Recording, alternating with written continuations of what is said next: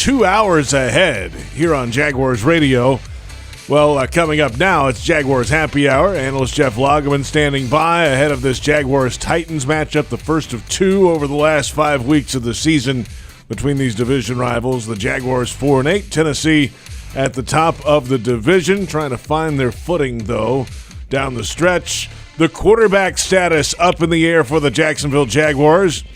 We'll talk through the defense and how they bounce back from their roughest outing of the season last week in Detroit. And then at 5 o'clock, it's the Doug Pederson Show. We'll hear from the Jaguars head coach on the Jaguars Radio Network and get his thoughts on the game ahead this week. Let's start with the quarterback and rewind to Wednesday. He spoke with the media as normal, even though he didn't practice on Wednesday, discussing the injury and the scare last week in Detroit. Well, I thought it was my knee at first, just the way I got twisted, and I really thought it was my knee. That's why I kind of grabbed it on the field. It just scared me more than anything, because it bent away. It's probably not supposed to bend. And then when I was laying there, my knee was hurting a little bit, and I felt my toe a little bit too. But my first concern was my knee, so I was laying there, and trainers came up there checking everything. They asked me if it hurt. And I was like, actually, when they were moving it, didn't really hurt too bad. So that made me feel better. And then when I got up, started moving around, my toe was hurting. And then from there, obviously, like after the game and Monday morning, I woke up and it was really, really sore, stiffened up on me. But I kind of dodged a bullet for sure on that hit. He did not practice Wednesday. He was not out there again today. C.J. Beathard was with the first team. And today, Press Taylor, the offensive coordinator, before practice, asked if Beathard could handle the load if need be. No, I'd say there's not anything he cannot do. And part of it is he's been around all season long since the day we put the offense in. We always try to tailor it to the strengths of our players. So that may be something if we made that decision, I think that's a late pivot we could get to if we needed to. Say, we have this in the plan, we like it versus defense, but based on CJ versus Trevor, whatever that may be, maybe it's let's stay away from that unless we need it. Or we kind of do that all the time every week, but depending on who guys are and where they are and how we see things express themselves during practice. And finally, the focus on defense this week as well. Coordinator Mike Caldwell asked how that group can find energy in their play on the field. Well, the thing about it is you noticed it watching the film. We have a saying that when one makes a play, we all make a play. And you should be excited when your brother makes a play, and you didn't see that on Sunday for whatever reason. So we just, we're going to dig deep and find out, go back and let this game be a youthful game. Enjoy the game. When you're out there, have a smile on your face, go out there, make plays, and have fun with it.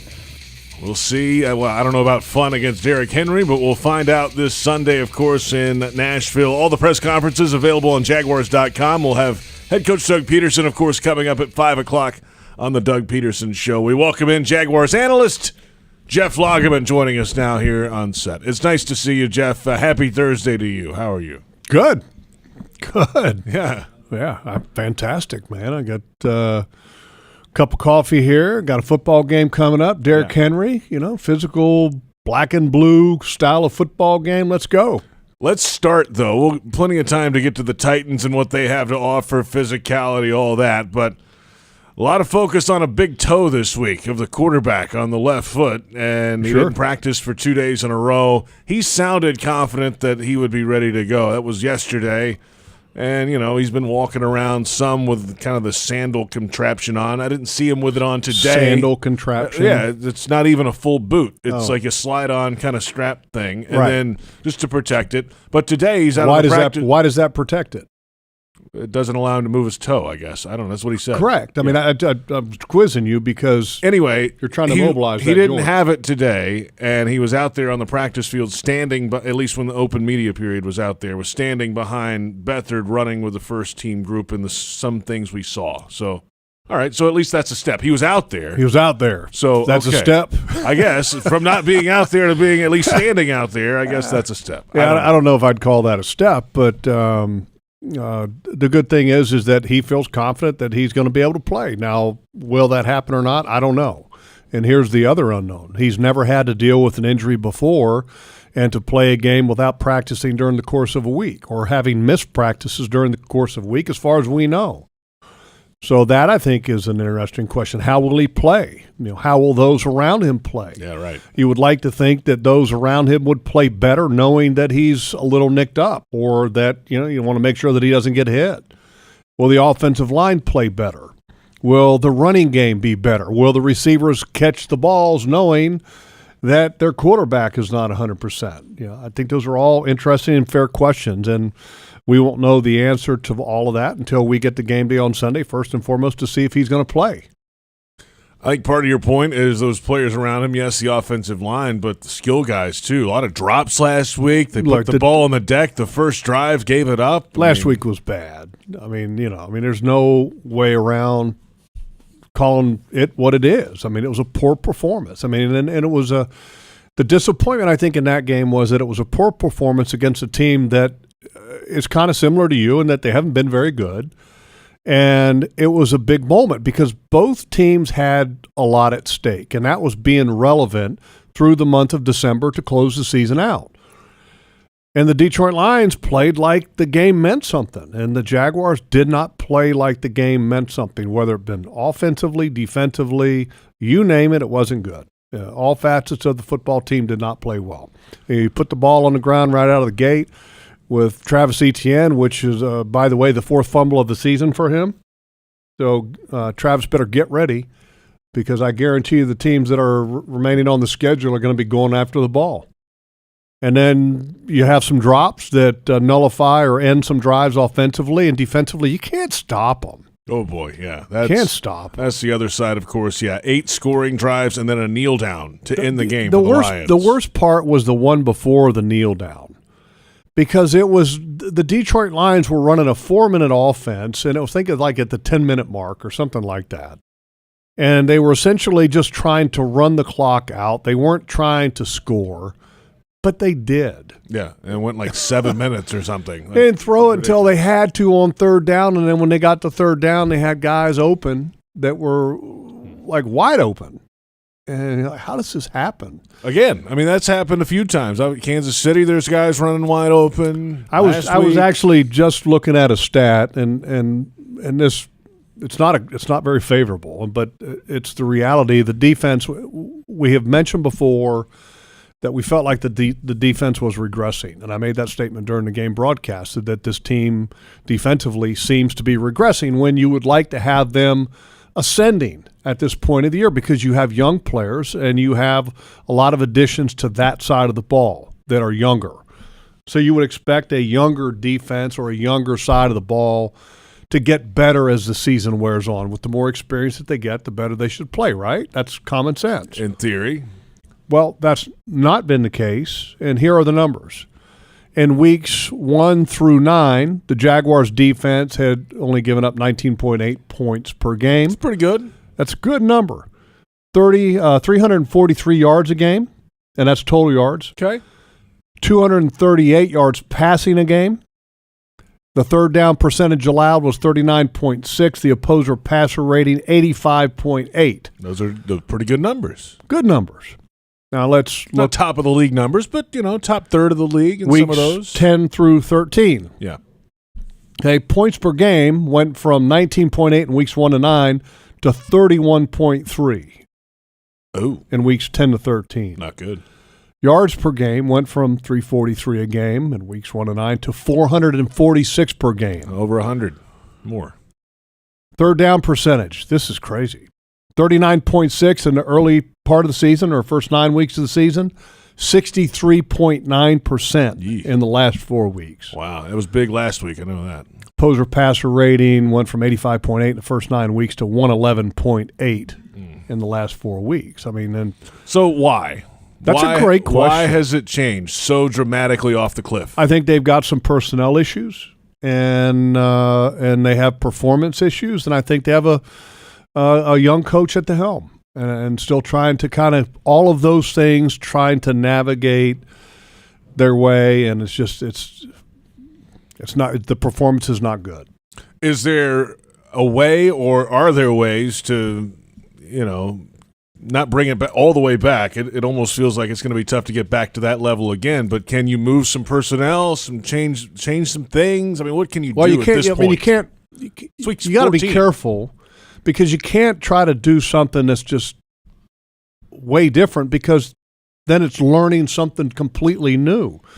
So that would set you back again. So I think what you try to do is you narrow the focus a little bit. You simplify as much as you can and make sure that the execution level goes up. And then the other thing is that you try to put the players in their best position to succeed. So what does that mean? Okay, do you have the personnel to play a bunch of man coverage? JP, do you think this defense has the back end to play a bunch of man? No, it is proven that it does not. Exactly. And, yeah. But here's the problem. A lot of times when they've played zone, they haven't done very well either. There's only, as John Oehser so eloquently said yesterday, those are the only two options, man and zone. And so I think that you got to kind of play more zone, and that gets away from a little bit of the philosophy of what they initially tried to instill. But at the end of the day, you've got guys that aren't playing at a high level. You're playing with a lot of safeties, more safeties over the last couple of weeks than you've played with in the first part of the season. Shaq Griffin went to IR. Darius Williams has disappointed. Tyson Campbell's been solid. To me, it's not a great situation to be in. And I will say that having Andre Cisco out of the lineup last week, I think that sent the defense, put them in a little bit of a quandary. Because now you remember the week before, all of a sudden you had these multiple safety packages. Well, all of a sudden now you maybe continue to plan on doing some of those things, and then Cisco doesn't go. Worked out before the game. We talked about this in the pregame show with Brian and Mike, and said that he's warming up right now. It doesn't look very good, and he's a scratch. It's because were they maybe not quite as prepared for that with the multiple safety package. So there's a lot of things to consider. You're not getting any pass rush. That's an issue. None. And against Detroit, that was not a favorable matchup because the strength of their offensive line was the two tackles. The better part of your pass rush has been at the edges. So you kind of have your somewhat of a strength against what is really a strong point for that offensive line, and it negates that somewhat strength that you have. So I feel better about this matchup this week than I did against the Detroit matchup, just because the Tennessee team is not as dynamic offensively as Derrick Henry. And look, there's no mysteries about stopping Derrick Henry, man. No. Strap your helmet on, tighten everything up, and put the extra pads on and get ready to play a physical game. All right, we're going to come back and dig deeper into that and his history. Well, you don't have to dig too deep for the history of Henry against the Jaguars. It's not pretty for the Jaguars. That can change. We'll get into that coming up. Of course, a little later, the injury report that has just come out. And the Titans have a bunch of guys on the list this week. We'll go through all those coming up. And, of course, at 5 o'clock, it's the Doug Pederson Show. We'll hear from the Jaguars head coach. PRI Productions, the official event production company of the Jags, has everything you need to bring your next idea to life. Visit PRIProductions.com. We're off and running. It's Jaguars Happy Hour on the Jaguars Digital Network.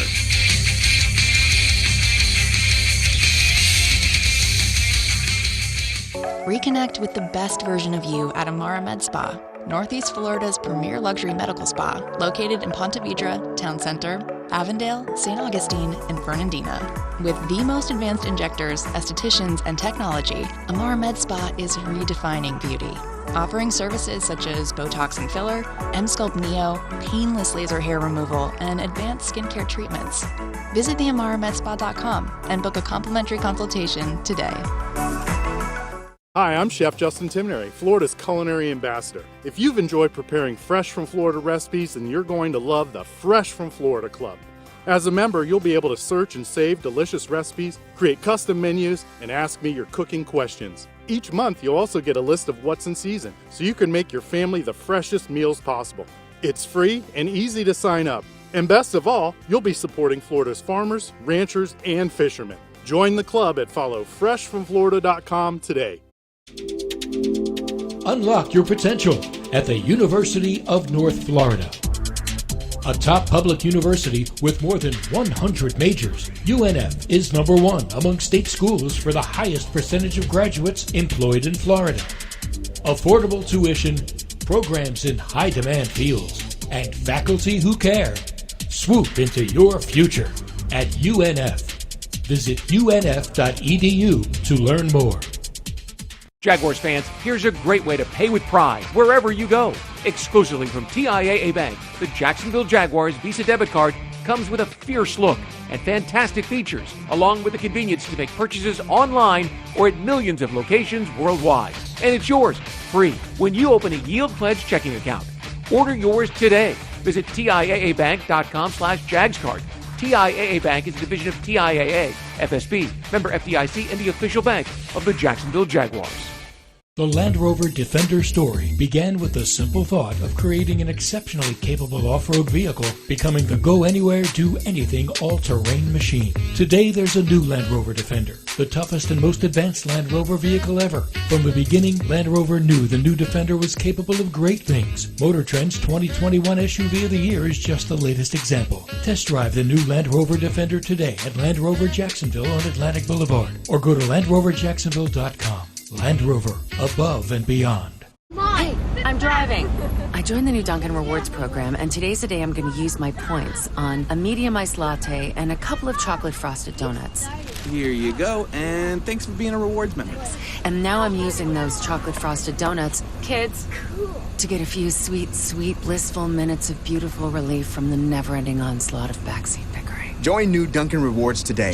Oh, sorry. Join new Dunkin' Rewards today. Save them, stack them, use them how you want. America runs on Dunkin'. Terms apply.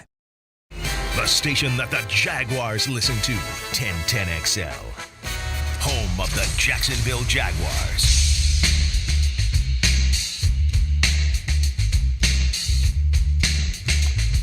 Jaguars Game Day Radio is brought to you by ViStar Credit Union. Do good, bank better. And welcome back. It's Jaguars Happy Hour, Thursday, Week 14. The Jaguars and the Tennessee Titans coming up at Nissan Stadium on the banks of the Cumberland River in downtown Nashville, Tennessee. This Sunday, 1 o'clock Eastern. JP Shadrick with Jeff Lageman. Well, let's look at the Tennessee Titans. And, this offense that you said is... it's Derrick Henry. That's where it really begins. They've got a couple receivers, but at the end of the day, it still comes back to number 22 back there. In the last month or so, he hasn't really put up monster numbers. In fact, the last couple games, he's been under 40 yards each time out. So is this the same Henry of old? I think it only takes one or two runs and stiff arms to kind of change that narrative. Well, you're right, and that's really what they, I think, offensively would like to try to continue to do, is to rely on Derrick Henry, because if they get put in the position to where they have to pass the ball like they did over the last couple of weeks, it hasn't worked out very well for them. The Philadelphia Eagles were able to get immense pressure on Tannehill, and the tackles for the Tennessee Titans are not very good, to be perfectly honest with you, and I think part of what was on display against the Eagles, I think, really shone a bright light on their personnel issues that they have been having, which was one of the reasons why for the dismissal of their general manager this week, John Robinson. In the last couple of years, John Robinson has had a corner that can't get on the field. He's had an offensive tackle that is, I think, out of the league now, that he was hoping that was going to be a starter for him. And with one injury at left tackle, Taylor Lewan, they inserted Dennis Daly, who they signed in free agency from the Carolina Panthers, and that has not worked out very well.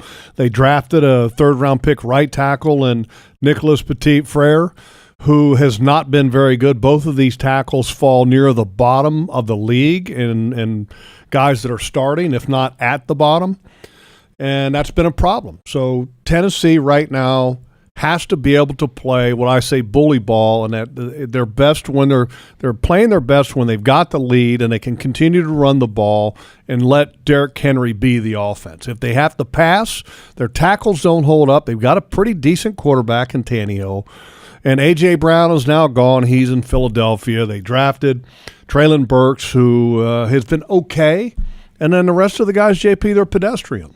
How about this? Traylon Burks, he's on the injury report this week. We'll get to the full report. He had a concussion, up. by the way, last week. He leads the Tennessee Titans in receiving yards, 359, but he's only played 34% of the snaps this year. Right. What's that tell you? That tells you tells you the rest of the guys are not very good. Robert Woods is on that team. I mean, they got some names. Well, and part of it is I mean, the reason the numbers are low that it's a Derrick Henry based offense, and that's going to make some of the numbers low for the wide receivers, you know. And so in reality, it's more of a tight end based offense, and that's a fact. And they've got a couple good ones. Austin Hooper is a good player, and you can see the numbers with him on our social media channels. He's got 27 catches for the year. They also have a rookie tight end, Chig Okonkwo, who was a fourth-round pick out of Maryland. He's a good young tight end that's been a nice little shining star for them. And the two other receivers behind behind Burks has been Woods and Westbrook Akine, and those guys are just guys. Yeah, so how does Tennessee with Okonkwo now? I mean, they always get tight ends there. They always get these tight ends that are just pesky guys, and, and they score against the Jags all the time. The reason that they like the tight ends is because they're trying to ride the Derrick Henry train as far as they can. When you've got a talent like that, it makes your defense better when you can run the ball. When you have the tight ends on the field, if you get a tight end that can block but then also can be a viable receiver in the passing game, it makes that package more useful because you can run out of it and you can pass out of it. One of the reasons why they went and got Austin Hooper. He's a good player. Good player. And they got Jeff Swaim, who's was here. He's kind of been a journeyman, but he's kind of one of those inline blocking tight ends. He's not going to catch the ball much. But that's what they are. That's Tennessee Titans football. Strap it up, get ready for a lot of tight ends, and get ready to try to stop Derrick Henry, who's damn near 250 pounds. They say he's less than that, but I would venture to guess that he's 250. And they've got a mobile quarterback. Let's not forget that. Tannehill can run the football now.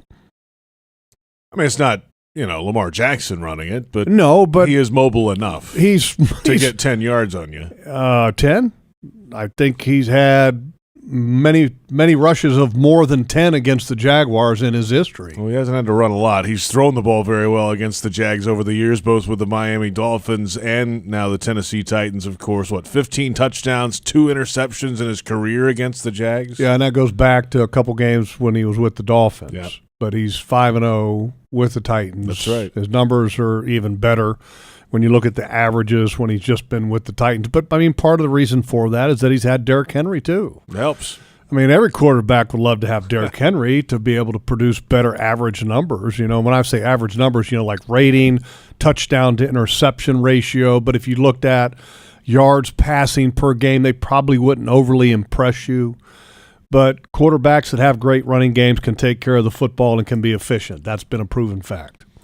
We're on 1010XL, 92.5 FM. Jaguars social media as well. Twitter, Facebook, and YouTube. It's Jaguars Happy Hour. JP Shadrick with Jeff Lageman. Let's move to the Titans defense now. And this is a group that ranks pretty highly in a number of different categories, including third downs. They're number 1 in the league on third down. And I don't get that. How is that? I don't get that because it's weird, right? Number 1 in third down defense, but then when you look at them from a pass defense standpoint, they're ranked 31st, which is second worst in the National Football League.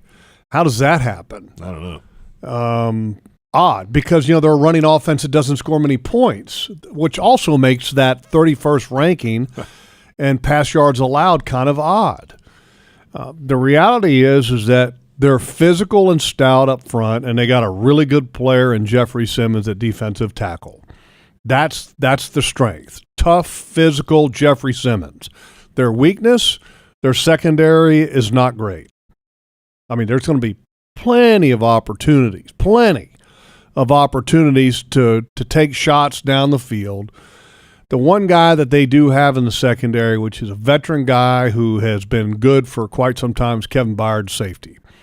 But the corner has been an issue. They drafted Caleb Farley, I think, in the first round out of Virginia Tech. What was it, 2 years ago? That's right. Year ago. Sounds right. And he can't see the field. And Roger McCreary, who they drafted in the second round this past spring, out of Auburn, has been kind of just a guy. So they got guys besides Kevin Byard, the safety, who's got 24 career interceptions. I mean, that I'll tell you. 3 of them against the Jags. I mean, 24 career interceptions. That's a lot. He's been around. And here's the other thing. 7 years. This is his 7th year. Yeah. 24 interceptions and not even 7 complete years. I mean, that's a crazy number. Pretty good. Crazy number. Pretty good. I mean, there's some guys that I know that would like to have 24 sacks in 7 years. I'm not trying to be funny. What are you trying to say? I'm just saying is that's a hell of a number.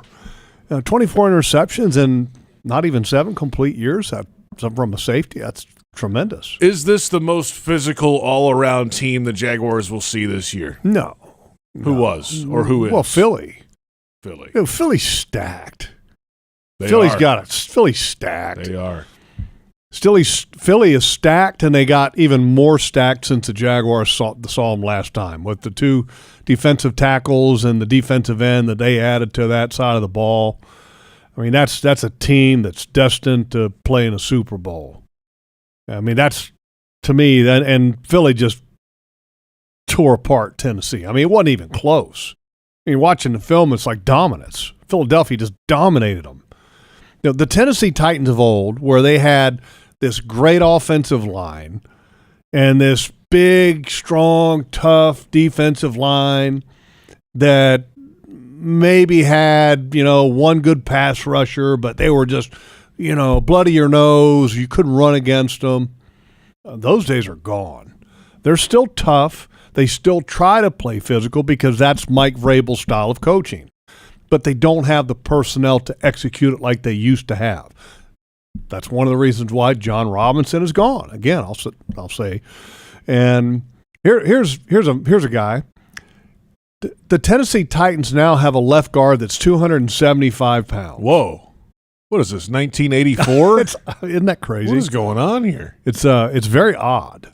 You're going to pick him up and throw him around all game? I like the guy as far as, he plays hard, he's tough, and he's physical. I called him a bulldog the first time I saw him. I was like, who is this little bulldog guard that they've got? And his name is Aaron Brewer, and he's out of Texas State.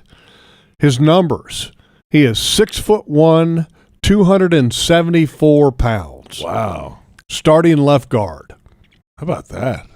Okay, and last week, I'm just going to throw this out there. Last week, he might be the toughest guy up there if he's surviving. And he's a pretty good player now. I mean, he's not a bad player. He's pretty smart. He's aware. He's physical. He obviously got great movement. I don't want to meet him in a dark alley. He gets overmatched physically because of his, he's 274 pounds. Yeah. It reminds me of kind of going back into the old days of Dallas Cowboys when they had Mark Stepnoski at center, and Stepnoski weighed probably 258 pounds, maybe, when he was soaking wet. But this is a guy that is, I think, an example of how the Tennessee Titans used to have big, dominant, physical offensive linemen blocking for Derrick Henry, and that's not big, dominant, physical. I mean, he can be a good player, but he's 274 pounds. You got to win that, right? I mean, you would think. You would think. So I think Maybe. that's, and I was getting ready to say this. Last week, Roy Robertson Harris and Fadakasi got pushed around. Pushed around. They got pushed around. Okay? They got pushed around by Detroit. They better not get pushed around this week by this Tennessee Titans offensive line. Those 2 guys, three guys, Fadakasi, Roy Robertson Harris, and Devon Hamilton have to play at a better level this week against Tennessee if you're going to have success. Those 3 guys, they got to come to play. If they don't come to play this week, if they don't play well, you will have a hard time having success against Tennessee and Derrick Henry. Laying it out there. Let's come back in a moment, and we'll take a look at the injury report. It has just come out. Both teams, a lot more on the Tennessee side. And check out the official Jaguars Podcast Network. It's free on iTunes, Spotify, or wherever you download pods. Of course, this program every Thursday, the Huddle Up podcast on Wednesdays, the Ozone podcast coming up tomorrow with Travis Etienne, Jaguars running back. Give us that 5-star rating as always. And it's Jaguars Happy Hour on the Jaguars Digital Network.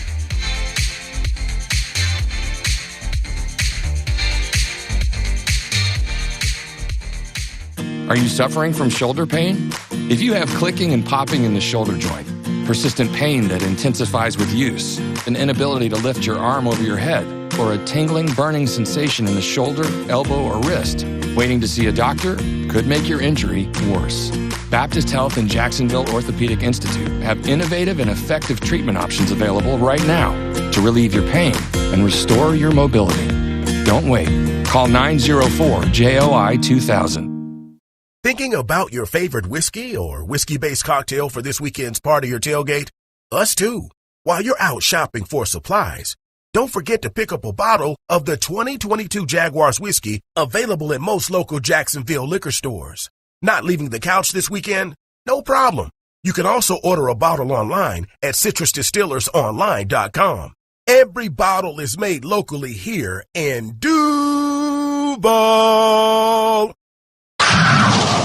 Jaguars fans, huddle up for the best defense against expensive car repairs, CarShield. Score big with the nation's #1 automotive protection company, CarShield. They offer affordable plans that cover over 6,000 parts and systems in your car, truck, or SUV. Don't miss any Jaguars action this season with a car breakdown. Call the MVPs at CarShield for their best coverage ever. Call 800-471-1223. 800-471-1223. Go Jags! Headquartered in Jacksonville, Florida, CSI Companies partners with leading organizations across the country to deliver workforce solutions. As a proud sponsor of your Jacksonville Jaguars, CSI crafts personalized operations to fuel the success of businesses, both big and small. Whether it's finding the right talent for a job or seamlessly managing a project from start to finish, CSI has over 3 decades of experience in getting the job done. This is your workforce solutions reimagined. Visit CSICompanies.com. It's football season, and time to take your game to the next level with a Ford F-150 truck. Light up your tailgate with an available Pro Power onboard generator. And with an available 3.5-liter EcoBoost engine, you can tow just about anything you need to rule the stadium lot. Ford F-150, part of the F-Series lineup that have been the best-selling pickups for 45 straight years. Get to your local Ford store today. Proud sponsor of your Jacksonville Jaguars. Hi, I'm Chef Justin Timnary, Florida's culinary ambassador. If you've enjoyed preparing fresh from Florida recipes, then you're going to love the Fresh from Florida Club. As a member, you'll be able to search and save delicious recipes, create custom menus, and ask me your cooking questions. Each month, you'll also get a list of what's in season, so you can make your family the freshest meals possible. It's free and easy to sign up. And best of all, you'll be supporting Florida's farmers, ranchers, and fishermen. Join the club at followfreshfromflorida.com today. Mike Dempsey and Fat Tony, Jaguars Today. All Jaguars, all NFL, all the time. 10 to noon weekdays on 1010XL.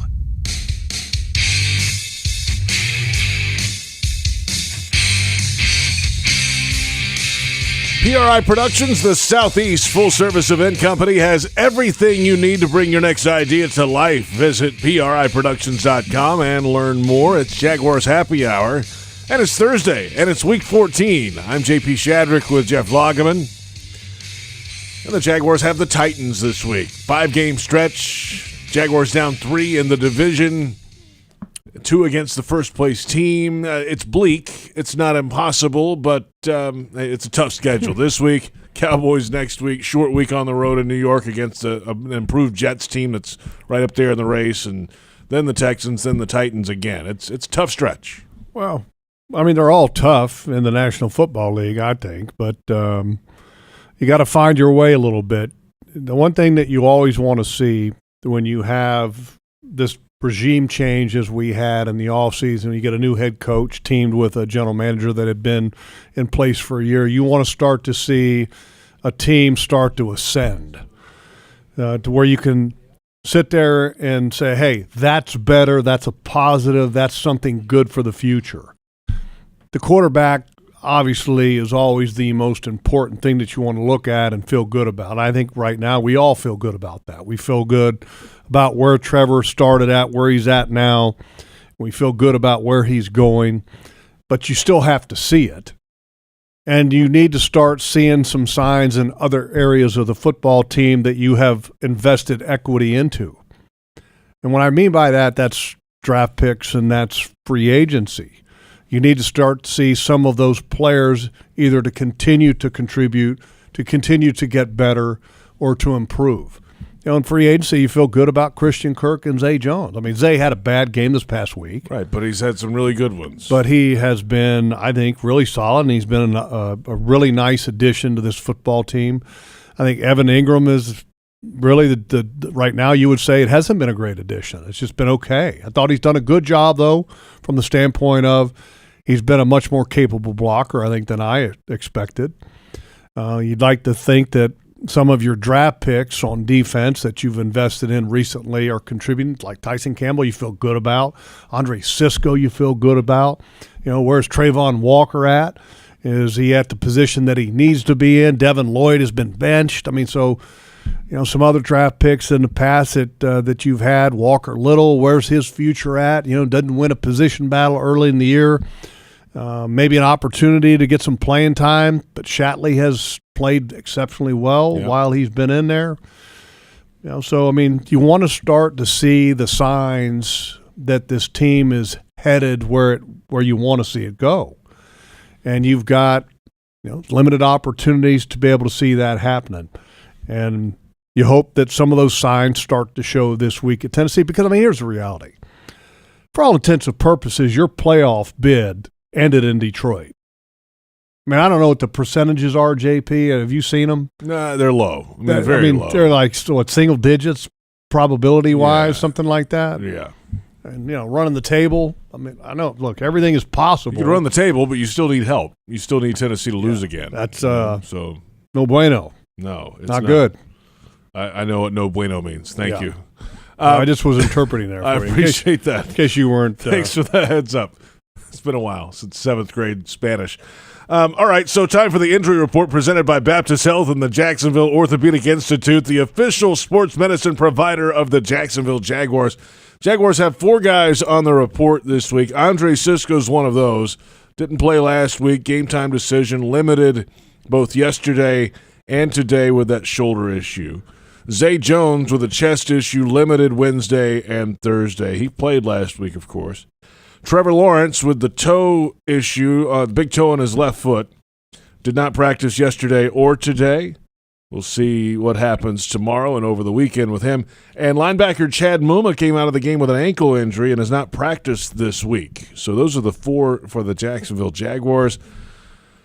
Let's start with them. We'll get to the Titans coming up. They have a longer list. So what about this Muma ankle situation? What about this Muma? Yeah. This Muma? Muma ankle How situation. about Chad Muma? Yeah. Not this Muma. This Muma ankle situation. I mean, it was being dramatic. Well, the only thing we can really refer to other than the injury report is to go back and look at what happened in Detroit. I don't remember the specific play that he got hurt. I just remember that he came out of the game and we saw Devin Lloyd on the field. And Chad had his ankle spatted up, retaped, all 9 yards. And, I think he tried to come back in, but it wasn't very comfortable for him, I guess. And, that's unfortunate, because he just got in the lineup, was given an opportunity, and I think he'd been playing better than Devin Lloyd had been playing. So if he can't go, then it's, I guess, back to Devin Lloyd, and which is a great opportunity for Devin Lloyd. And can he bounce back after having been replaced in the lineup for the last 2 games? We don't know. We're going to have to wait and see, and we'll wait and see if Chad Muma can be able to play. So he didn't practice yesterday, he didn't practice today, correct? Not both days. Did not practice. Trevor didn't practice yesterday, didn't practice today. Neither one of those guys is trending in the right direction. Correct. But with Trevor, because we've heard from him, you feel that there's a chance there. I don't want to say it's a good chance. I agree. Yeah, I agree. But you feel like there's a chance. And with Muma, maybe not. I don't know. So they put Devin back in if he's not available? I would think. I mean, if what else is there? What other options are there? Well, if you don't, Quarterman. Shaq Quarterman, right? But then you're changing special teams around. Well, let me, it's like it's a domino effect at that point. If you go to Shaq Quarterman, I mean, I'm not trying to offend Shaq. Yeah. I think Shaq's a good football player. Yeah. But what does that say about your first-round pick linebacker? Yeah. If that would be the case. That's right. so yeah. So I think it'll be Devin Lloyd. Okay, he gets an opportunity. 2 weeks kind of sitting off the I don't want to say sitting off the side because he was playing some snaps of defense and then he was playing on special teams and he came in relief for the injured Chad Muma last week. So I don't want to say that he's been doing nothing, but here's an opportunity that he's going to have at being a starter again. What's he going to be able to do with that opportunity? I think that's going to be interesting to see how he plays. Can he show that he has improved with having had the opportunity to watch from the sideline for a couple weeks? I don't know. We'll see, JP. Performance will speak. Let's take a look at the Tennessee Titans side of the injury report. It's a long list. 6 players have not practiced this week at all, and I believe I've got 4 of them as starters, 3 of those on defense. What do you got? Danico Autry, outside linebacker. Starter. Knee injury. Did not practice yesterday or today. Trey Avery's a backup corner, concussion, out the last 2 days. Been playing a lot Yes. recently, by the way, in their nickel packages, so that's a contributor that's out. C.J. Board, wide receiver, rib issue, has not practiced. He actually was here for quite some time, Yes, and he's actually a pretty decent player. I mean, for Tennessee, he probably deserves more opportunities than he's gotten. Traylon Burks, concussion, has not practiced this week. Starter. Yep, and a rookie. Christian Fulton, cornerback, groin issue. Starter. Last 2 days. Starter. Yeah. Linebacker David Long, hamstring. Starter. Out the last 2 days. And from what I understand, he had a pretty good hamstring. Well, it's a bad hamstring. Well, I don't know if there's such a thing as a good or a bad hamstring. They're all bad, Sounds right? like it's a bad one. They're all bad. But from feels good, he wouldn't be on here. Yeah, supposedly he pulled up pretty good. Oh, that's not good. All right, and then a couple guys limited both days. Nate Davis, a guard with a knee Starter. issue. Hassan Haskins. And he's their best guard now. He's their – he might be – him in the center, Ben Jones, those are the 2 best linemen for the Tennessee Titans. Okay. Go ahead. Hassan Haskins, running back, hip injury. Back has up. Been, limited the first 2 days. He scored 5 touchdowns against Ohio State last season, by the way. Derrick Henry, not injury related, did not practice He's today. okay. Ben Jones, full today, not injury related. And then Jeffrey Simmons is on there new today. Limited yesterday, did not practice today with an ankle injury. He's a stud. He's been beat up, though, lately. Yeah. The Jeffrey Simmons that I've watched in previous games this year, in the early part of the season, was dominant. And I've only watched the 1 game so far. That's not the Jeffrey Simmons that I'm used to watching. I mean, he's still a really good player. Don't get me wrong. 4th year, right? Yeah. I think he's 4th year. But, I mean, I'm talking this guy is normally one of the top 3 defensive tackles in the league. And I don't know if he's quite playing to that level right now. He's playing good, but not in that top 3 where he was at. And Ryan Tannehill upgraded to full today with an ankle issue. And then defensive tackle T.R. Tart with an ankle injury has been limited both yesterday and today. He's a starter as well. Yeah, he's a starter. Good player. 3rd-year guy, Florida International University. A lot of defensive guys on the list. Undrafted guy that's actually pretty stout up in the middle. That's actually a pretty good pair when you got Tart and Simmons in the lineup. I mean, two pretty good defensive tackles now. And kind of opposite of how they got in the league. One undrafted, one's first-round pick. So it's a long list for Tennessee. And again, relative to years past, a short list this time of year for the Jacksonville Jaguars. Knock on wood, that continues. Been that way all year. All year long. I mean, that's the crazy thing is that this football team has been the healthiest I believe it's ever been. Feels that I way. mean, wouldn't you say so? I mean, Yeah. I don't ever remember a season that this team has played with everybody for the most part. And I heard that there was a stat that this team has played with the fewest players of the season yet in the league. That was last week, and it's still true today. Crazy. 58 players have played. That is the fewest amount of players to play in a game in the NFL this year. That's impressive. The most, by wow. the way, the Cardinals have had 77 players. Okay. Titans have had 76. Yeah. Second most. A lot of turnover. That's impressive. I mean, credit the players, credit the staff. Yeah. And a lot of luck. Yeah, it comes into it as well. If you're looking for the MVP of the truck game, then look no further than Ford F-150.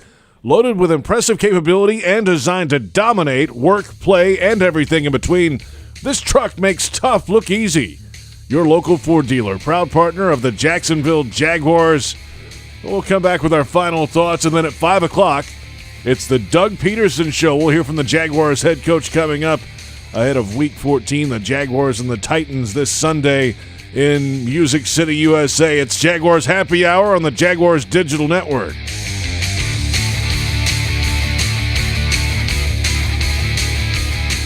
Frank Frangie here. When you want barbecue in Jacksonville, you want Bono's Pit Barbecue. You can find Bono's locations all around town and on game day at TIAA Bank Field because Bono's is the official barbecue of the Jacksonville Jaguars. Bono's is currently expanding its brand with franchise opportunities throughout the Southeast and beyond. Over 70 years of authentic Southern pit barbecue and owning your own business are a great combo. Go to bonosbarbq.com to learn more or call 904-880-8310 today. And remember, if you don't see a pit, it ain't legit. Your hometown gate now has more ways to save. Introducing My Gate Rewards, a new loyalty program with member-exclusive savings and fuel discounts. Earn points on in-store purchases, take advantage of special offers, and save on products you love. Score free coffee, fountain drinks, pizza, and soft serve with Gates Frequent Shopper Clubs. Then use your points on savings at the pump. Download the My Gate Rewards app in the App Store today or ask a store associate for more information. Go from good to Gate. With sun, sand, and surf, the holidays are a little different around here. And your local Ford dealer is here to help you celebrate with a Holiday Your Way sales event. Now's the time for great deals on Ford trucks or SUVs, arriving just in time for the holidays. Power up your holiday light show in a Ford F-150 truck with available Pro Power onboard.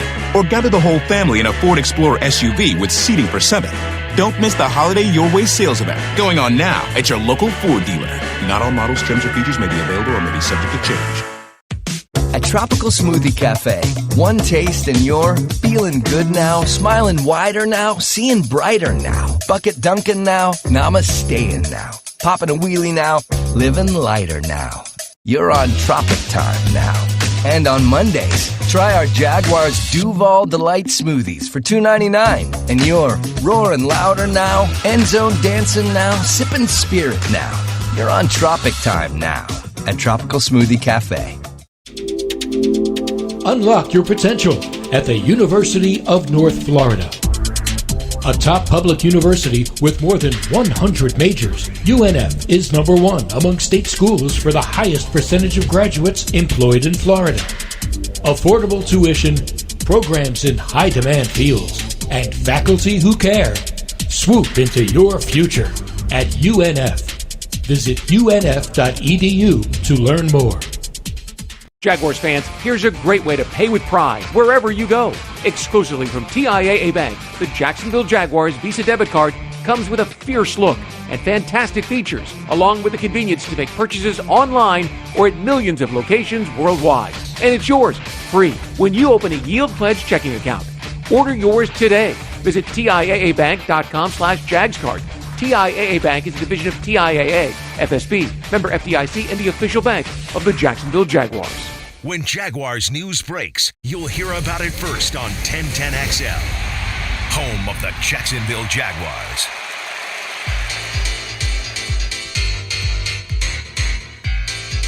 Welcome back. It's Jaguars Happy Hour. It's Thursday. It's Week 14. And if you're watching us, which you can on Jaguars.com, Jaguars social media, Twitter, Facebook, or YouTube, it's a live look at the Miller Electric Center. And boy, is it moving along very nice. The indoor facility roof is on. The roof for the grandstand is on. The building is going up. It'll be ready for business for the summer of 2023, and training camp next year should be on those fields right there, and you'll be able to come out and check it out as well. And by the way, the Shipyards property had some dirt being moved around for the first time the other day. Yeah, really? Well, the Four Seasons and all that. That has started. Wow. How about that? I mean, that's one of those things that we've all been waiting for a long time. That's good. It's getting real.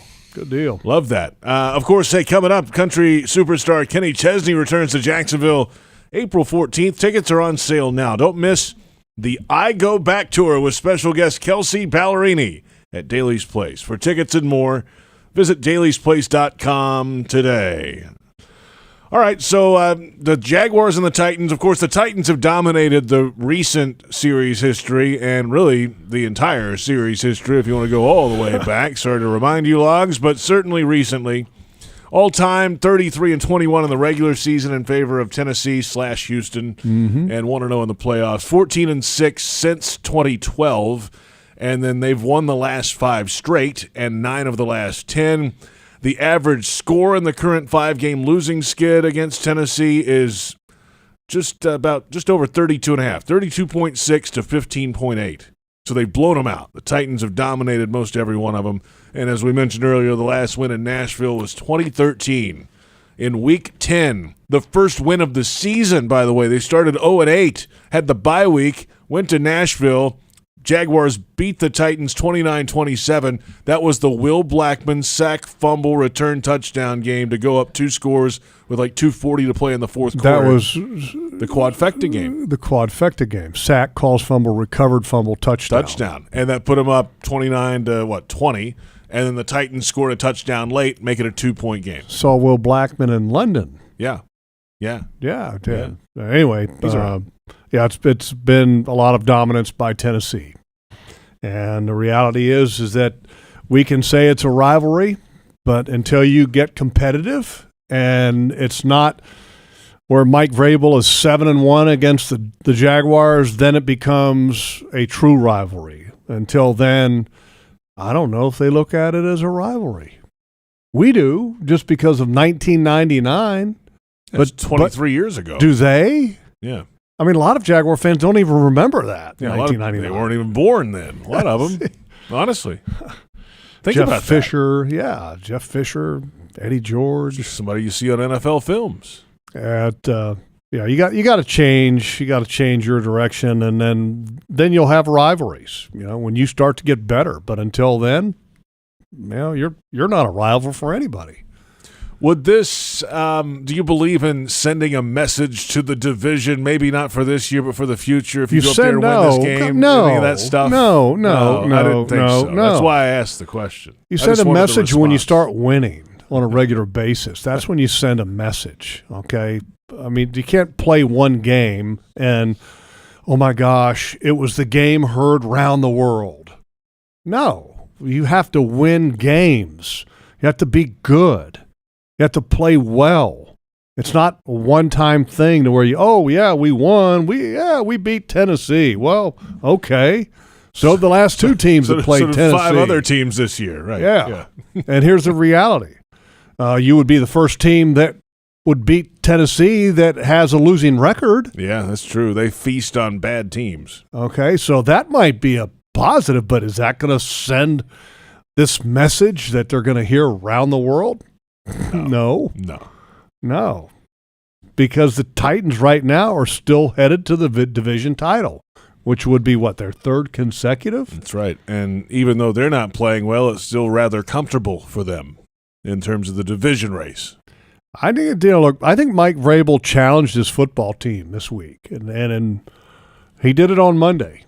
He talked openly about his team being at a crossroads in his press conference, and which is kind of odd to hear from a first-place team, by the way. Correct. That's 2 games up on the second-place Colts. But I mean, and like I said, I think that he did that because he was wanting to challenge his team. But the reality is that they haven't played well, and he said that teams, when they get to this point in the season, they either get better or they get worse. And if they get better, then they can challenge in the playoffs. And right now, Tennessee is not playing well enough to where they can challenge in the playoffs. That's why I said that I feel good about this matchup. I mean, I feel good about it for so many different reasons. That they don't score a lot of points on offense. Derrick Henry has been off the mark the last 4 games. Okay, they have protection issues with their tackles. Defensively, they give up big plays in the passing game. Okay, they're out some starters on defense. You know, their premier edge player, their best inside linebacker, their best corner, or at least the guy that was drafted to be their best corner. I mean, there's opportunity. There's going to be an opportunity in Nashville. And I'm not saying that they should. Okay, I'm just saying that there's an opportunity because this team shouldn't beat anybody right now the way they're playing. But they have an opportunity to beat the Titans because this is not the Titans of old to where they're just physical and rolling and they're great and they're great defense and they're kicking butt in a run game. I mean, that's not Tennessee right now. Tennessee is good, and they've got a good coach.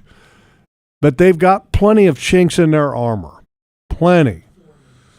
You know, it felt like early last week, after the first quarter or so, it's like, this just doesn't feel right. Is there I wonder why you think that. I mean, maybe the fumble, the drops, the lack of stops. 2-score deficit, all that. Early, but will there be a point in this game the same way where it's like, okay, a quarter in, this feels okay, they can hang, or this is gonna be a long day? I don't think there's.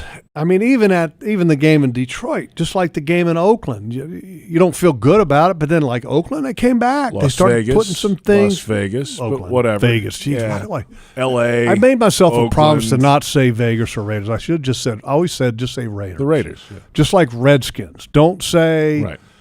You know, Redskins. It's just Washington. say Washington. Fair.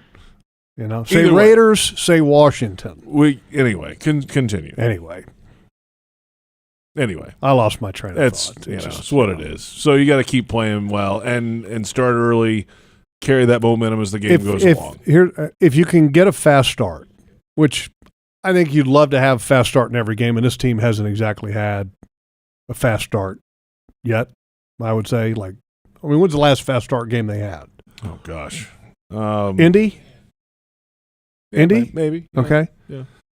If you have a fast start game, you put Tennessee, and when I mean fast start, okay, score on the first couple, 2 out of 3 first possessions, and get, 10 points up on the scoreboard, something like that.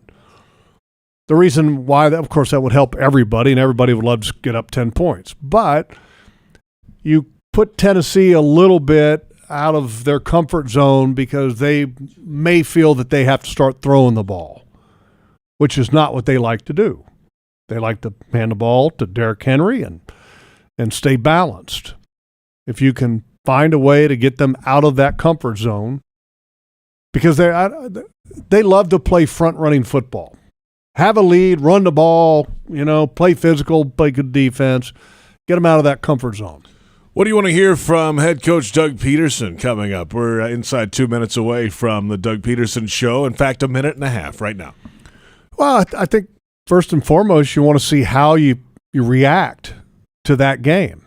You go back to the early part of the season, they had this little saying, so what, now what, right? That was the saying that they had. Well, doesn't that kind of apply here too? I want to ask him that. Want to find out about his quarterback, obviously. That's question number one. And also want to find out about ball security with Travis Etienne. Can't put it on the deck. Oh, and drops. I mean, how do you bounce back? I mean, these are all questions that we all want to hear his thoughts on, and most importantly, we all want to see how the reaction is and the performance is going to be this week in Tennessee. We are moments away from finding out from the Jaguars head coach. That'll do it for Jaguars Happy Hour. Joe Fortunato on the audio side, Brent Reber and David Cho on the video side. For Jeff Lageman, I'm JP Shadrick. Thank you for listening. The Doug Pederson Show coming up next. This has been Jaguars Happy Hour on Jaguars Radio.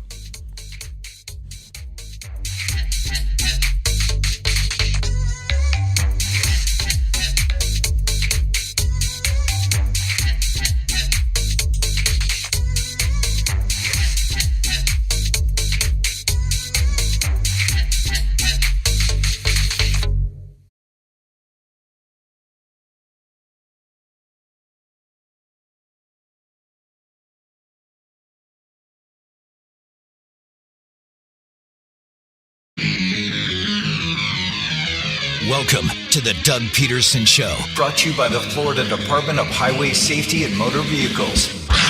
JP Shadrick and former Jaguar Jeff Lageman discuss the latest Jaguars news with the head coach. The Doug Pederson Show starts right now. And welcome in. Yes, the Doug Pederson Show, Week 14, the Jaguars and the Tennessee Titans coming up. JP Shadrick with Jeff Lageman and Jaguars head coach Doug Pederson. And moving off of last week's performance in Detroit, the defensive issues there, the offense had some drops, some things like that. But I guess the question moving ahead is how has the team responded in the meetings on the practice field coming off that game, and how do you challenge the team to put together a bounce-back performance after a week like that? Yeah, the first thing, looking back, that wasn't us last weekend. There wasn't really anything positive that came out of that game in all three phases. I think all offense, defense, and special teams all we got our tail kicked, in all three phases. And that's the thing about this league, and it just goes to show you that every week is a different set of circumstances. You got to be prepared every single week against every opponent. Every team is good,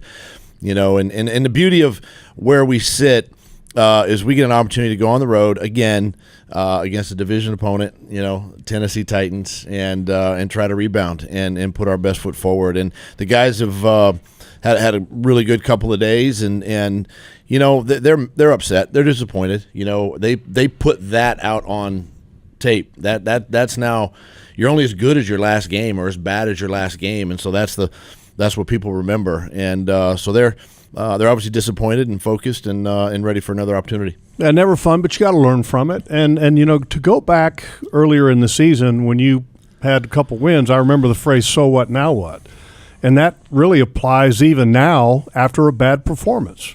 It does. You're exactly right. And the faster you can put things behind you, and that so what, it's now what. It's now what is the time. It's the time to go, and it's time to play. And you have 5 ball games left, and quite honestly, everything is still right in front of us. From an opportunity standpoint, we dug ourselves a little bit more into a hole, with the loss last weekend, but I'm excited for this football team and where we're headed. With your defense, earlier in the season, you guys were playing the run really well, and that gave you an opportunity to rush the passer better. How do you get back to being a defense that controls the line of scrimmage in the run game to allow yourself better opportunities and down and distance situations when you get to third down?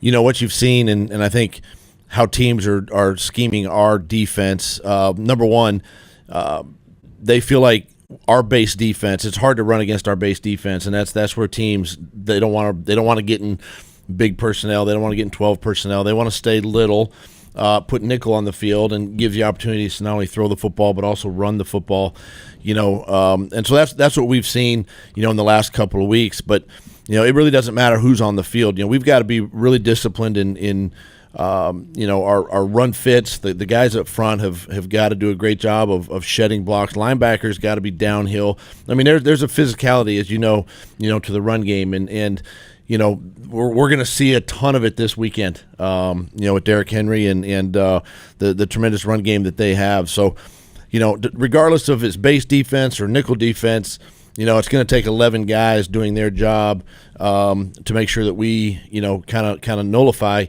the run a little bit, and then obviously try to slow down Derrick Henry. All right, Coach, let's go to the Microsoft Surface for a fan question, and it involves the quarterback position, which is under the microscope this week at Gen 1981. How difficult is it for an offense to practice and perform with a backup quarterback stepping into practice this late in the season? And, of course, that's coming off the toe issue for Trevor Lawrence. Didn't practice Wednesday. What's the latest with him? And then C.J. Beathard on the practice field this week. Yeah, no, Trevor's doing fine. He's doing great as day-to-day. Just want to make sure he's 100% or at least close to 100%. Before we get him back out there. But, for us, we're blessed to have a veteran quarterback in CJ. He understands our system. He understands the offense. He understands the personnel that we have on the field. And I know exactly how he feels. He's the backup quarterback stepping in, for a starter during the week of practice. And he's preparing to play if need be, and obviously we're optimistic and hopeful that Trevor, is ready to go on game day. But if not, I mean, I'm telling you right now, CJ will be prepared, and he's excited for the opportunity. He's had a great week so far, and veteran guy that, just sort of cherishes the moment. Trevor, being a young quarterback, it's important for young quarterbacks to take reps in the week leading up to a game. He's never been in a situation like this where he hasn't had practice reps, one day. Now, who knows what happens going forward. But if he has to play, how do you emphasize to your quarterback, and you've obviously probably had to do this in the past, how do you emphasize to your starting quarterback that may miss some time during the week, what does he have to do to get ready to play on a Sunday? The biggest thing is the mental preparation during the week and understanding and watching the tape and the film, watching practice, see how the game plan kind of folds throughout the course of the week. And, that I think the biggest thing in our conversations, with Trevor are just going to be this, like, hey, just execute the offense. Don't do too much, right?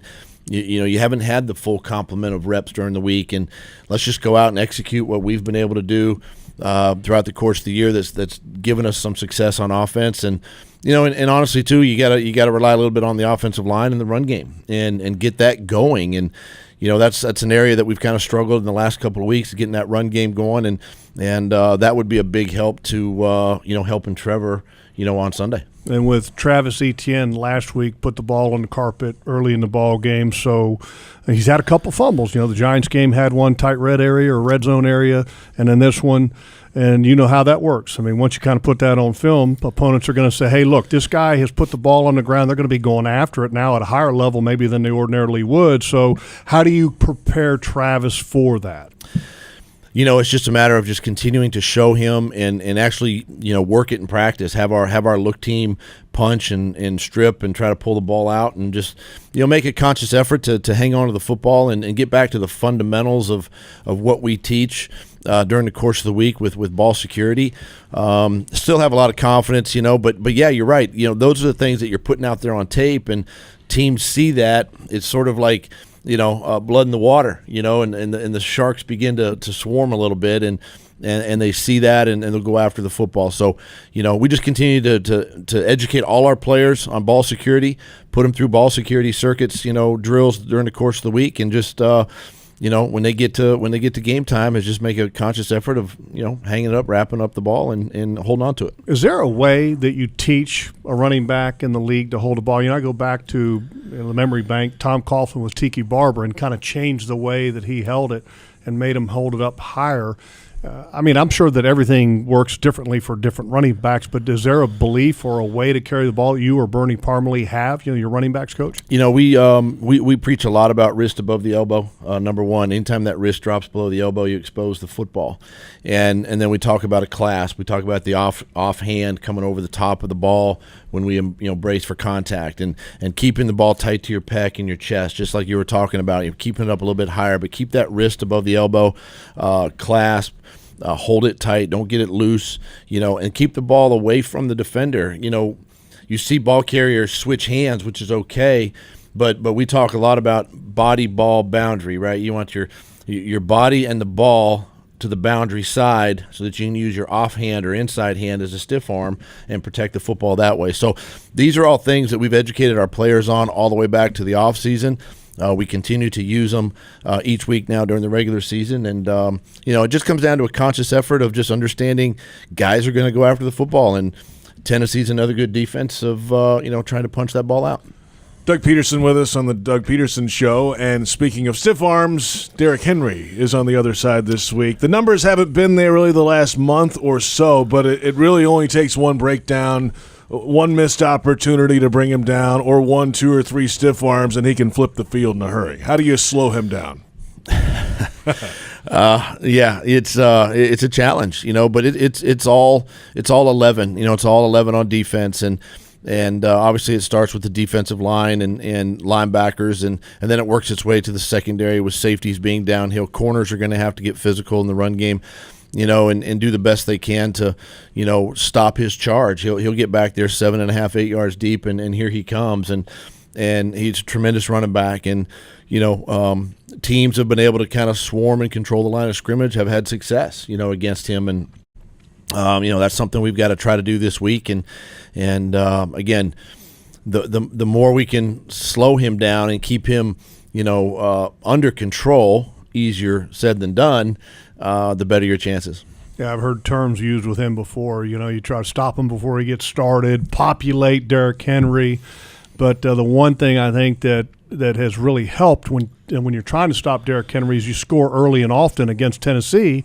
Kind of takes them a little bit out of their groove of wanting to run the football because that's not what their offense does best. Exactly right. And the more we can play great offense, which is kind of like playing great defense, right, and keeping them off the field, or as you say, score. And the more you can score and get a lead and sustain the lead, puts the ball in the air just a little bit more, for them. But and that's where the offense, again, I think that's where ball control offensively, getting the run game going, be efficient in the passing game, stay on schedule, stay ahead of the sticks, stay out of those third and long situations, which, defenses, and this is a great defense on third down, and they pride themselves at getting off the field. So, those are all keys to really helping us win this game, Sunday. Number 1 in the league on third downs on defense. Jeffrey Simmons has a big hand in that. Where does he rank in terms of maybe comparing to some of the guys you've seen this year on the D-line? Yeah, we've played a ton of great interior guys and edge rushers, and he's one of the top guys we'll see all season. He's in our division. You think of, the two big guys there in Indianapolis and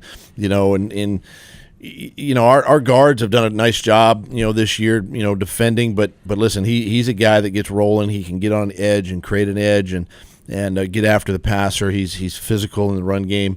Just an overall great player, and one of the top leaders on their football team. Yeah, he's kind of a little bit of a microcosm of their team because that's a physical football team, both offensively and defensively. And I don't want to say they play bully ball, but they play a physical brand of football, and that's what Mike Vrabel's been teaching them ever since he's been there. You're exactly right. They feed off of what Mike, Vrabel teaches, and of course him being a defensive guy himself, and being a physical guy, and that's the emotion of the football team, and then they're well coached, well disciplined. You see it all over the field in all three phases. They're good on special teams as well, and you see why obviously they're atop of the AFC South right now, and everybody's chasing them. Final thought with you, Coach. Setting the tone in the AFC South. Jags haven't won in Nashville in a long time, 2013.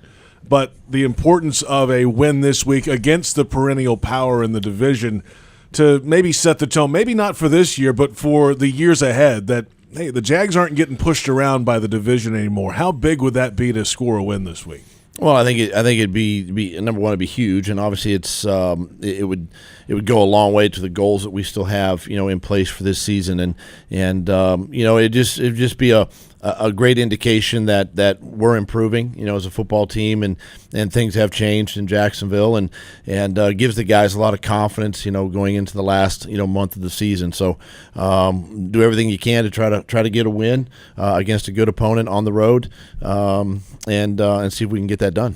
Doug, thanks for the time as always. Good luck to you in Nashville. All right, thank you. It's head coach Doug Pederson. We're back with more of the Doug Pederson Show after this on the Jaguars Radio Network.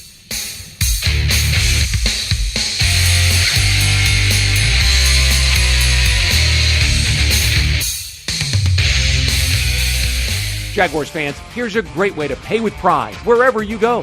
Exclusively from TIAA Bank, the Jacksonville Jaguars Visa debit card comes with a fierce look and fantastic features, along with the convenience to make purchases online or at millions of locations worldwide. And it's yours, free, when you open a Yield Pledge checking account.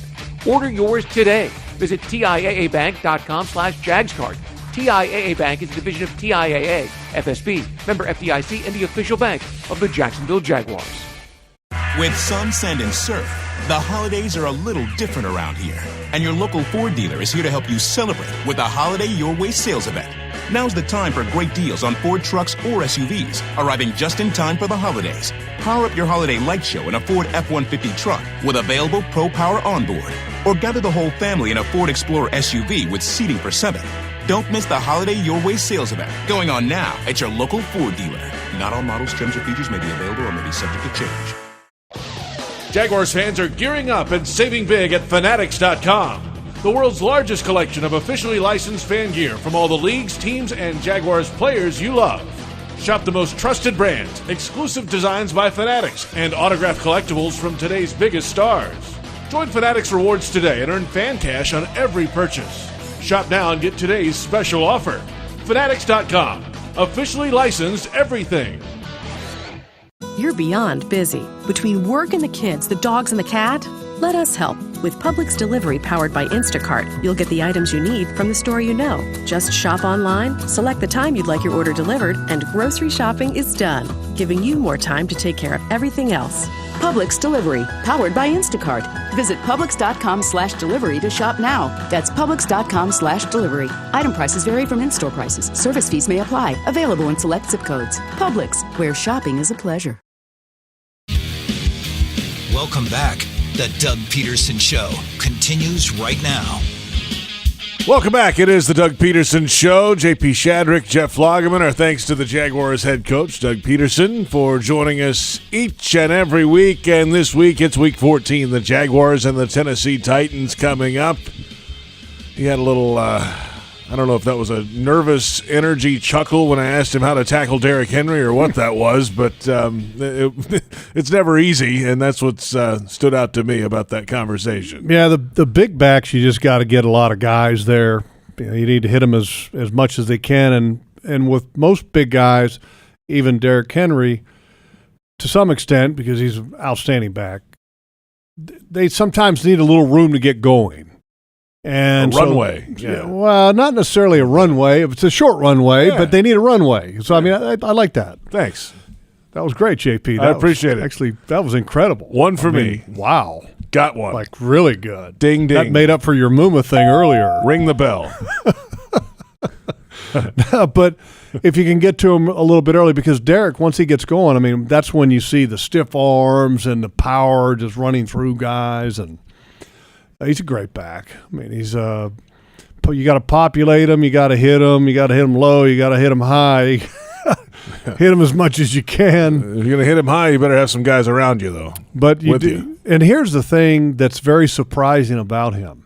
Most big backs that are tall, 6'4", 250 or whatever he is, they don't get to the outside and get vertical very well. But they love to do that. That's actually one of the things that he does best. If you go back to the memory bank and you remember that famous run that Derrick Henry had against the Jaguars, it was a play that he bounces out to the perimeter, and then he's just stiff-arming the small guys. They love to get him on DBs. Yep. I mean, of course, who wouldn't? But a lot of running backs don't handle the smaller tackles, the low tackles. But Derrick Henry does such a great job with his stiff arm that they like that. And he's got the speed to get outside, and not many big backs have that. And that's impressive. And that's why he's arguably one of the best backs in the league. But over the last 4 weeks, he's slowed down a little bit, or he has been slowed down by the opponent. So you hope the Jaguars can keep that trend going, because if you can't, it will make it much more difficult to win. What else stood out about our conversation with the head coach tonight? Quarterback was the big topic. Everybody's kind of got their ears on it, at least. Yeah, and we'll see, kind of a thing. I think that you come away with that. I think definitely also just the big picture thing. The one thing that I think that impresses me about Doug is that he never reacts in a knee-jerk way, whether it's positive or whether it's negative. And I don't want to say steady Eddie, but he's one of those, hey, let's just stay the course. We have long-term objectives that we're trying to reach. We just need to continue to work. And that's what I like about him. And,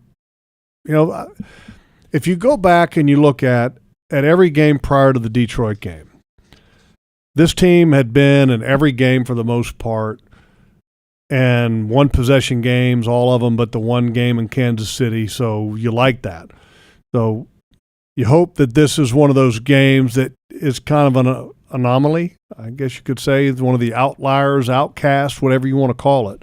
You hope that that's the case with this game, and that you just had a bad day. Sometimes that happens. Kansas City can even have a bad day. They got beat by Indy. Yes, they did. Earlier this year. And who would have thought that Indy could have beat Kansas City? Nobody. So it can happen. It can. Yes. Yes, it can. We're going to come back in a moment and get a little more into the quarterback situation. We've got to discuss the defense, of course, coming off a tough performance, a rough performance, just a bad performance last week. In Detroit, it is time to deck the halls, Duval. Join us Sunday, December 18th, as Trevor Lawrence leads the charge against Dak Prescott and the Dallas Cowboys. Whether you're gifting the game or treating yourself, we've got tickets to fit every budget. So visit Jaguars.com/tickets or call 904-633-2000. This is the Doug Pederson Show on Jaguars Radio.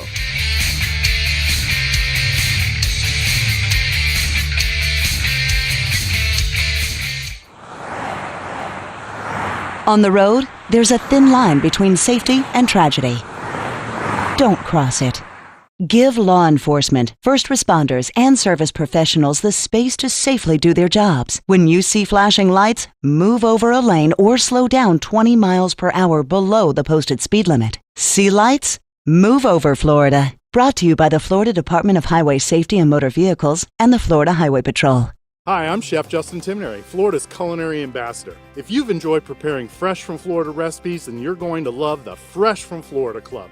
As a member, you'll be able to search and save delicious recipes, create custom menus, and ask me your cooking questions. Each month, you'll also get a list of what's in season, so you can make your family the freshest meals possible. It's free and easy to sign up. And best of all, you'll be supporting Florida's farmers, ranchers, and fishermen. Join the club at followfreshfromflorida.com today. Hold on. You want me to tell them about Twisted Tea Hard Iced Tea in just 30 seconds? This is impossible. Hey, I'm Billy from Twisted Tea. How can I explain that first sip of cold, smooth, real brewed tea? So good! And the extra kick you get from just the right amount of alcohol? The twist of lemon, Wait, what? We're almost out of time? Oh, shit. Twisted Tea Hard Iced Tea. Look for the bright yellow cans wherever you buy beer. Twisted Tea Brewing Company, Cincinnati, Ohio. Please drink responsibly. Are you suffering from shoulder pain? If you have clicking and popping in the shoulder joint, persistent pain that intensifies with use, an inability to lift your arm over your head, or a tingling, burning sensation in the shoulder, elbow, or wrist, waiting to see a doctor could make your injury worse. Baptist Health and Jacksonville Orthopedic Institute have innovative and effective treatment options available right now to relieve your pain and restore your mobility. Don't wait. Call 904-JOI-2000.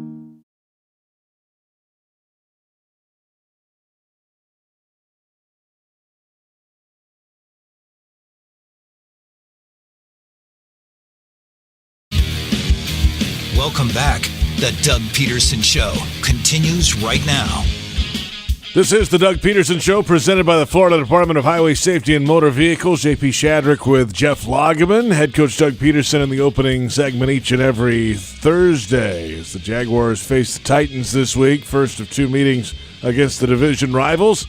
The Titans will come to Jacksonville in the final week of the regular season on into January, but this week it's in Nashville, a place the Jaguars have not won since 2013.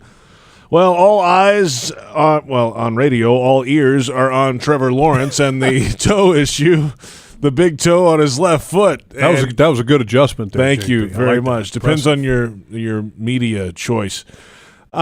It was scary, obviously. He said it this week. He thought it was his knee at first, and then they got out there and started working on him, and it's like, oh, that doesn't hurt as much as I thought it would. And then all of a sudden the toe, he came back out, finished the game, and then it's a toe issue now all of a sudden, which is a sigh of relief for everyone, but he still has not practiced this week on Wednesday or Thursday, and we'll see what's it going to take. And Doug Pederson said on, I believe, Wednesday in his press conference, players, depending on who they are, may not have to practice to be able to go on Sunday, and he's one of those guys. Well, maybe. But it hasn't been proven yet, and that's, I think, one of those things where you just got to kind of wait and see to see if that is in fact the case. But it was a gruesome-looking kind of tackle because the foot ankle got trapped under the defender, and then the knee kind of got twisted a little bit. Yeah, I can tell you that I'm sure it was scary for him, but I was sitting there going, oh no. One of those moments, you're like holding your breath. And when he grabbed at the knee, I was like, oh no. But then when he came out of the tunnel and then jogged across the back of the end zone. Hair's flowing. He's running out. He's not limping. Let's go. And then he had a couple runs when he came back into the game. You felt, okay, he's going to be okay. Maybe just a scare. And, of course, a lot of times when you're in that moment, the adrenaline carries you through it. It's a lot of, I remember one time coming off the field, and this was in college, give you an example, and the trainers are coming up over to me. He's going, come on, we need to see you. The doctors are grabbing me. I'm like, what are you doing? Stay away from me. This is a football game. We're playing Clemson. Okay? And it was a weird occurrence. The helmet that I was wearing, which was a bike helmet, and the bike helmet had this inflatable web, but then right on your forehead it had another layer of pad that was in kind of a stationary position. So there could be a separation between these two different pads, the webbing on the top and then the fixed part across your forehead.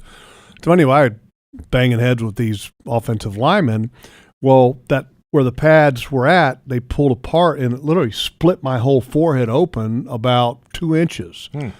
And so my forehead was just pouring blood. And I remember the offensive lineman looking at me kind of funny. And I'm like, the hell are you looking at? Kind of a thing. And I come off the field and they grab me and the doctors say, start carrying me over by my arm. What is going on? Well, I'm pouring blood out of my forehead, which is that scar that's right up here. You can probably see it.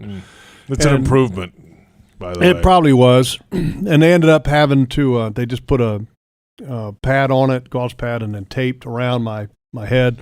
Had to sew it up after the game. But I didn't know. Another time was playing a game, and all of a sudden I go running up the field because we stopped them on downs, and it was a pass rush move, and my right pinky was pointing a 90-degree angles to the right. And I'm like, oh, darn. That's not good. So I run over to the trainer, and I said, hey, Pepper, his name was Pepper Burris, said, pop my finger back in, and he pops it and gets it back semi-straight again and taped it to the other finger. But, a lot of times injuries happen and the adrenaline just carries you through that. Now, with Trevor with the toe, and I don't know the exact nature of the sprain. I'm not a doctor. Okay, we're not privy to that information. We have no idea. But if it's a toe that's like a sprained toe similar to like what we've called turf toe in the past or something of that nature, there are ways that you can protect that toe a little bit. One way is that if it's like a bruise type situation is to put like an orthoplast cover over the toe on the top. If it's more of a sprain type situation, and I have a shoe here just to show you. Oh, how convenient. Look at this. Okay. If you're watching on Jaguars.com, we've got footwear on the set. When you have an insole, to a shoe. Thank you, yes. And right. there's things that you can put in your shoe to help stabilize the entire foot or to stabilize a toe area. And so when you take this insole out, you actually insert a flat thing that goes in there, and it will be between the shoe and your insole. There's two different kinds. One of them has like a half metal plate that goes on the forefront of the shoe. That still allows the flexion of the actual front of the foot. But what it does is it takes some of the pressure off of the toe bending right here in the front part of your foot. So that solid, thin metal plate protects the toe bend a little bit. There are other plates that can go in a shoe that are a full plate, which is designed for more of an arch issue, plantar fasciitis issue. But if Trevor has a toe issue, I would not be surprised if he were to wear what I would call the half plate insert under the insole of his shoe to help protect that toe. Thank you for the visual. And no, my shoe does not smell. Is that yours? That is my shoe. Were you wearing that just now? Yes. That's disgusting. Get that off the desk. It's why. What are we doing here? Why? It's what are we doing? Because I'm sitting right next to you. That's why. Slide it over. No, I don't. Get it off. Get it out of here. Mia. No. Yeah, thanks. We're back. We're going to take a time out over towards you, and we're about to move some furniture in here. Plenty more ahead. We'll get to the defense when we come back. It's the Doug Pederson Show on the Jaguars Radio Network.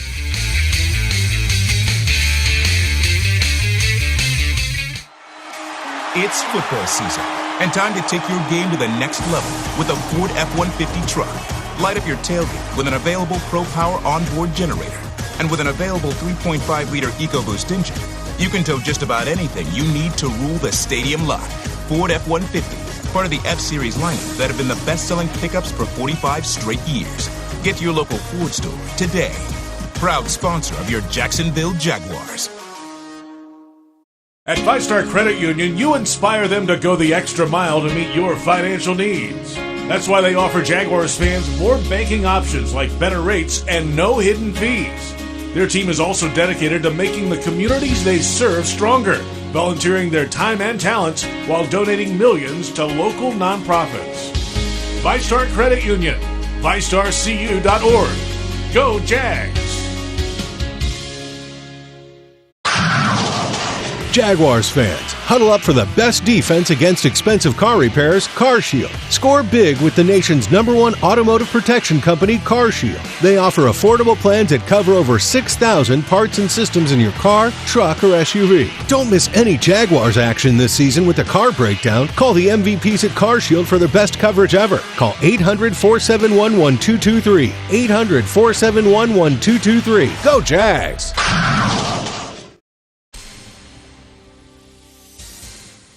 And we're back with breaking news. Coke Zero Sugar might be the best Coke ever. That's right, Jim. Coke Zero Sugar is a must-try for any Coke fan, so make sure you... Jim.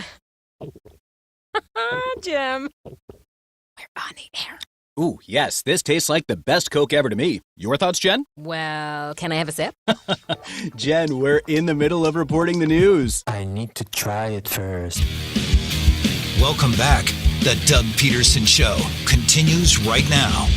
Welcome back. It's Week 14. The Jaguars and the Tennessee Titans coming up at Nissan Stadium, Nashville, Tennessee this Sunday, 1 o'clock Eastern Time on the banks of the Cumberland River, just off Broadway. And boy, what a town to go visit. The Jaguars hate it there, though. They haven't won there since 2013. They're trying to turn that around, and it'll take a better defensive performance than last week. I'll say that. The Jaguars gave up 8 scoring drives and then a kneel down to end the game for the Lions. Couldn't get off the field at all. No punts for Detroit. All right, so Jeff Lageman, you want to fix it. Go ahead. Well, you'd like to fix it. How do you fix it? Well, if you go back to the Ravens game, okay, the Ravens' very last possession, they ran out of time or running out of time, and they kicked the long field goal attempt, right? Yes. The drive before that was a long pass Deshaun Jackson. That's right. So in reality, if you go back, there was 8 scoring drives against Detroit, and then you had the field goal try that fell short. It was a 67-yard attempt, which would have been a record. It was 9 of 10 drives were scores. So if you go back, if you really think about it, if you look at meaningful drives, the Jaguars haven't stopped anybody in the last 10 drives defensively. Yeah. I mean, because you didn't stop them there for that field goal attempt because you allowed them to on a squib kick that didn't work out so well, and then you allowed a completion. You gave them a chance, a long opportunity at a game-winning field goal. I mean, so the defense has fallen short. How do you fix it? It's a great question. Or is it fixable in 1 week? Is it one of those where you just kind of got to have some better play all around? You have to have better play all around. You have to have better coaching. You have to have better fundamentals. You might simplify some things a little bit, because the thing that's worrisome is that against Detroit, you had open receivers multiple times in the game. When I say open receivers, I'm not talking about a receiver that has 3 yards of separation that maybe just got separation against a guy in man coverage. I'm talking about a blown coverage than man, that the guy there's not anybody within 10 or 15 yards of him. That's the concerning part. It's one thing to get beat when they just physically beat you. They make a better throw. They make a great move on a route to get separation. The quarterback puts it in, and they have a successful play. That's different than, okay, we had a play and nobody was covering that wide receiver, or nobody was covering that tight end, or nobody was covering that back out of the backfield. Those are concerning plays. Against the Ravens, Deshaun Jackson on that long one. the tight end on a crossing route, Josh Oliver. I mean, those plays are all concerning because it's not just a matter of getting beat. But so you just got to continue to coach. You got to continue to teach and make sure that your defense is assignment aware. And do you shorten the length of the assignments? Maybe by simplifying things. Or you just continue to, if you've already simplified, then that's a problem. So there you have it. We're back in a moment. Plenty more ahead. A physical football game ahead. A trenches game, Doug Pederson said. We'll get your thoughts on that, Logs, when we return. It's the Doug Pederson Show on Jaguars Radio.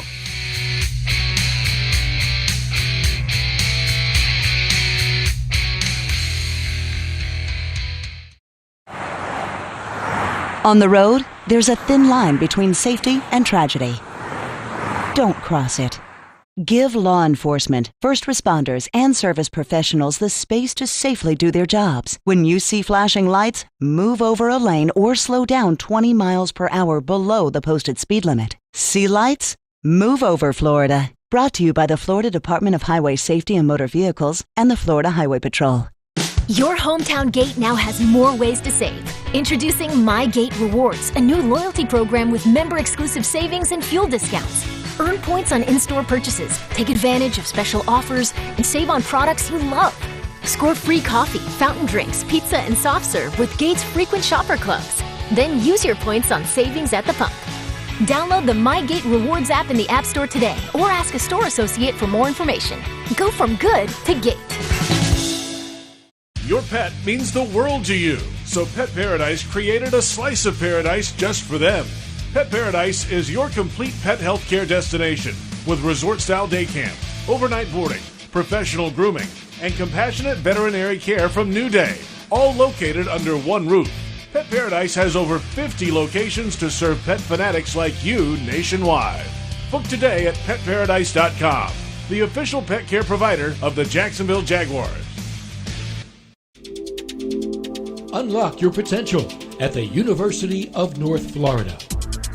A top public university with more than 100 majors, UNF is number one among state schools for the highest percentage of graduates employed in Florida. Affordable tuition, programs in high-demand fields, and faculty who care.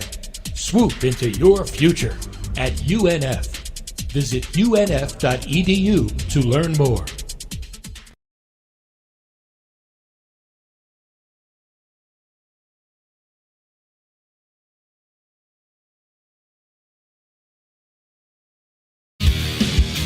Welcome back.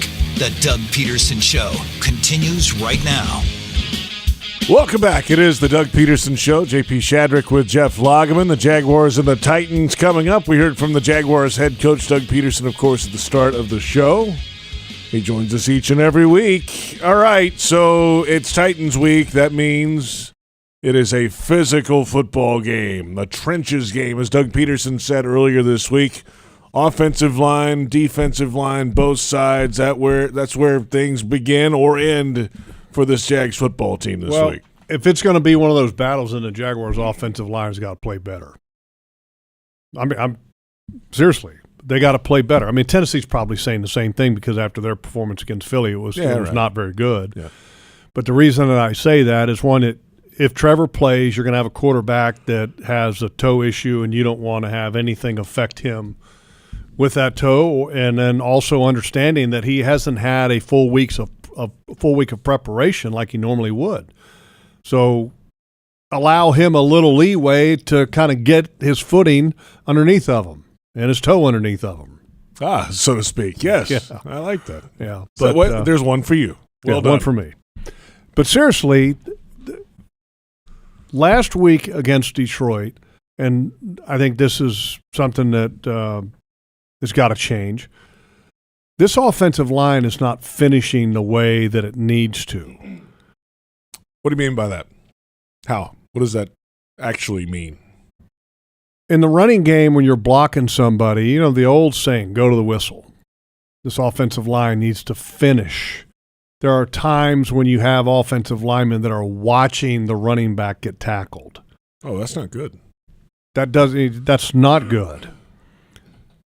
Pass protection, okay? Finish, okay? Act like this guy, if he touches your quarterback, that you're going to lose a really bad large amount of money or whatever. You have to have something in your mind that says, I have to finish this play. Run game, pass game. Offensive line's got to do a better job of finishing, especially in the run game. And in the pass protection thing this week, you better make sure that your quarterback is clean just because he's coming off of an injury and he hasn't had the week's prep. And part of that also is the tight end group and the wide receiver group. They're a big part of this running game because a lot of times the Jaguars are running from 3 wide receivers and 1 tight end set, so they have to be a part of it as well. If you go back and you look at some of the successful runs that the Jaguars have had this year with the long runs by ETN, the receivers and tight ends have had a large part in that because they're blocking people on the perimeter or a safety creeping down in the box or what have you. So they've got to be a big part of that. And the running game needs to really take some of that pressure off of Trevor. Again, same kind of thing what I'm talking about with the offensive line because of the foot. Take pressure off of him, allow a little less stress on him. And if that happens, you got a chance, and you got a big chance down the field. This Titans group, again, as I said before, this Titans secondary is not great. Back to the offensive line. Were they finishing better earlier in the season? Has that changed over time? Let me talk specifically about Juwan Taylor. Right tackle. Okay, Juwan Taylor has not been finishing well. And then remember how I sung his praises? There was like 2 or 3 weeks. I was like, this is the best stretch of games I've ever seen. Early in the season, Juwan Taylor. Yeah. And it wasn't early. It was like 4 weeks, 5, 6, or whatever it was. And he had a 2-game stretch. I said, that's the best football that I've ever seen him play. He's finishing. His pass protection has been really solid this year. Really solid. Much improved. Much improved. But the finishing in the run game is not improved. It's not consistent. He had it again. He had a couple week stretch there where the performance was outstanding in finishing, but he's got to get back to finishing. And the thing is, when you put it on film and you show what you've done like that at a high level, finishing and pass protection being good, you set a standard that you need to be able to be able to have each and every week. You know, Cam Robinson, I mean, that used to be kind of his calling card, was finishing in the run game. He's got to get back to some of that. And he's kind of backed off a little bit of that. You know, Fortner's another one. I mean, he's got to finish. He's a young player that's not finishing. He's got to be more physical. Got to finish and be more physical. I mean, this offensive line needs to get going. You know, this offensive line needs to get going. This defense needs to get going. You know, they got to definitely do something different than what they've done recently to be able to have a different result in Tennessee. When we return, social media question for Jeff Lageman. Yes, your favorite, Logs. Bring it on. You're a Twitter guy. I'm ready. You're all over Twitter. Yeah. You're on there. Yeah. I am. Yeah. Yeah, I'm on it. I'm not saying anything that's incorrect. I'm on it. You're on there. I'm on it. But you're not on there. I'm on it. You're on there. We'll see how on there you are when we come back. It's the Doug Pederson Show on the Jaguars Radio Network.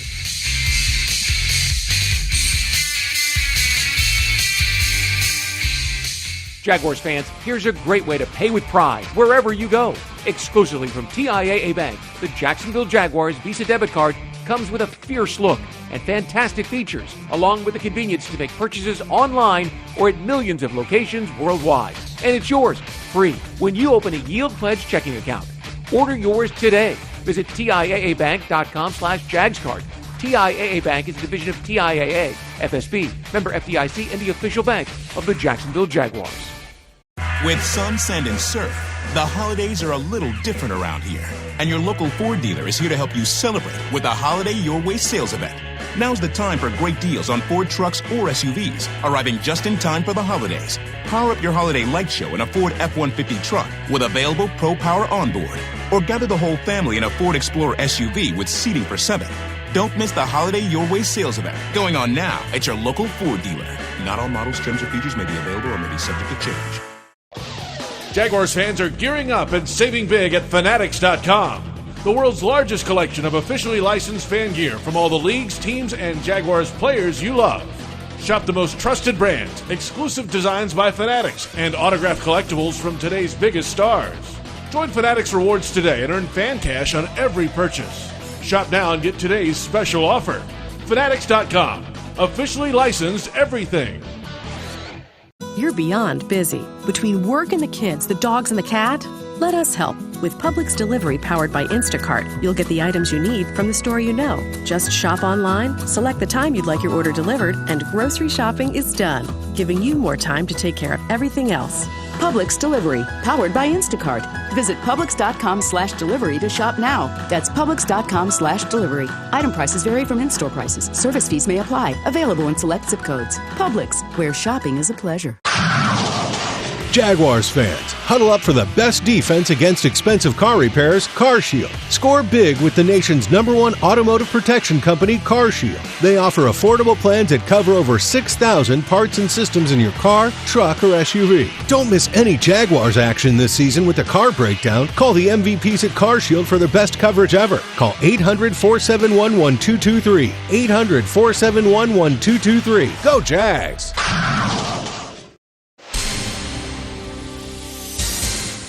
And we're back with breaking news. Coke Zero Sugar might be the best Coke ever. That's right, Jim. Coke Zero Sugar is a must-try for any Coke fan, so make sure you... Jim. Jim. We're on the air. Ooh, yes, this tastes like the best Coke ever to me. Your thoughts, Jen? Well, can I have a sip? Jen, we're in the middle of reporting the news. I need to try it first. Welcome back. The Doug Pederson Show continues right now. Welcome back to the Doug Pederson Show, presented by the Florida Department of Highway Safety and Motor Vehicles. JP Shadrick with Jeff Lageman. Doug Pederson in the opening segment each week. The Jaguars and the Titans coming up. Let's go to the Microsoft Surface for a social media question for Jeff Lageman.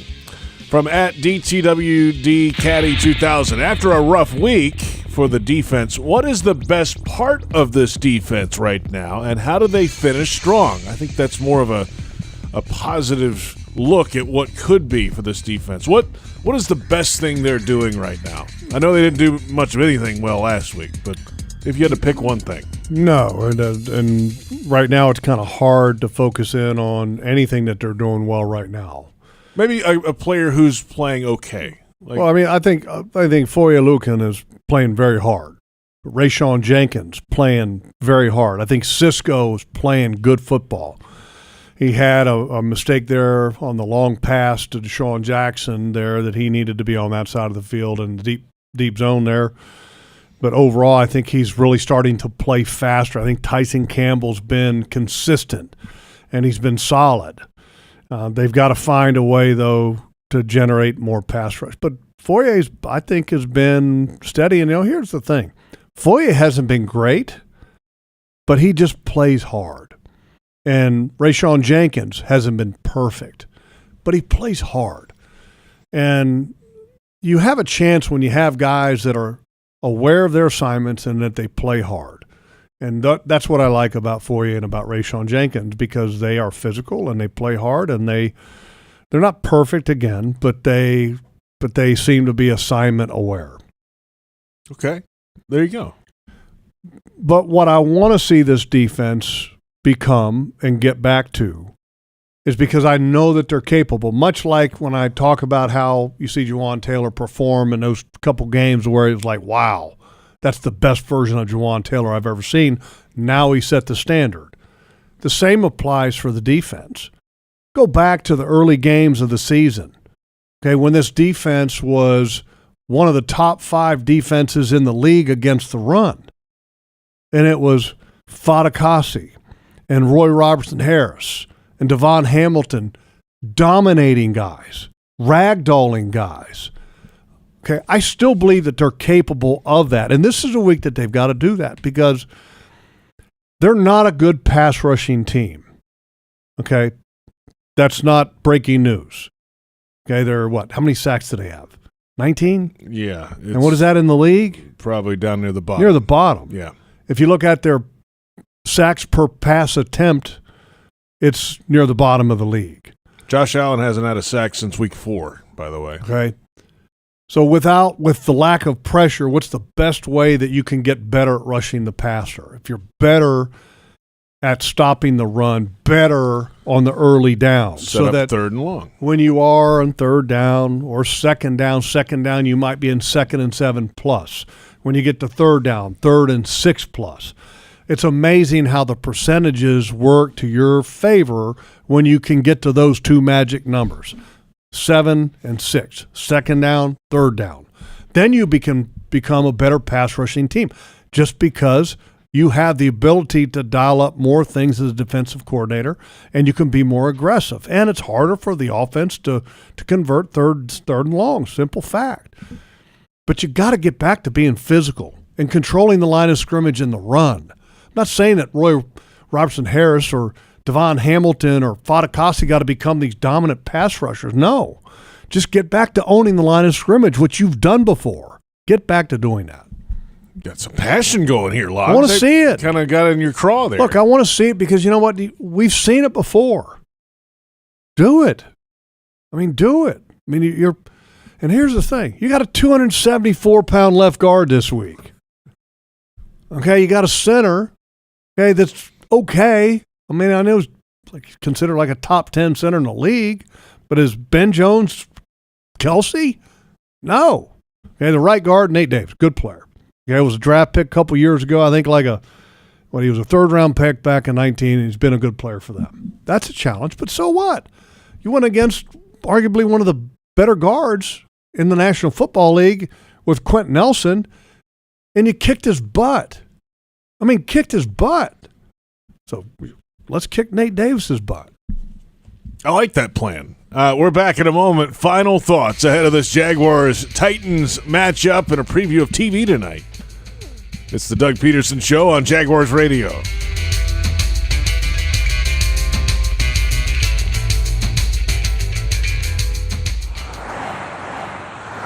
On the road, there's a thin line between safety and tragedy. Don't cross it. Give law enforcement, first responders, and service professionals the space to safely do their jobs. When you see flashing lights, move over a lane or slow down 20 miles per hour below the posted speed limit. See lights? Move over, Florida. Brought to you by the Florida Department of Highway Safety and Motor Vehicles and the Florida Highway Patrol. At Tropical Smoothie Cafe, one taste and you're feeling good now, smiling wider now, seeing brighter now, bucket dunking now, namasteing now, popping a wheelie now, living lighter now. You're on Tropic Time now. And on Mondays, try our Jaguars Duval Delight Smoothies for $2.99. And you're roaring louder now, end zone dancing now, sipping spirit now. You're on Tropic Time now at Tropical Smoothie Cafe.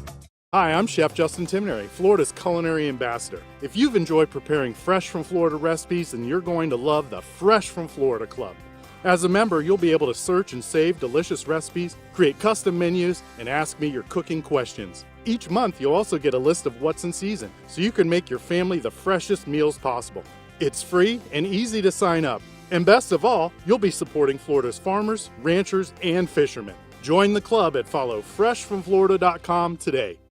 Are you suffering from shoulder pain? If you have clicking and popping in the shoulder joint, persistent pain that intensifies with use, an inability to lift your arm over your head, or a tingling, burning sensation in the shoulder, elbow, or wrist, waiting to see a doctor could make your injury worse. Baptist Health and Jacksonville Orthopedic Institute have innovative and effective treatment options available right now to relieve your pain and restore your mobility. Don't wait. Call 904-JOI-2000. Your hometown gate now has more ways to save. Introducing My Gate Rewards, a new loyalty program with member-exclusive savings and fuel discounts. Earn points on in-store purchases, take advantage of special offers, and save on products you love. Score free coffee, fountain drinks, pizza, and soft serve with Gates frequent shopper clubs. Then use your points on savings at the pump. Download the My Gate Rewards app in the App Store today or ask a store associate for more information. Go from good to Gate.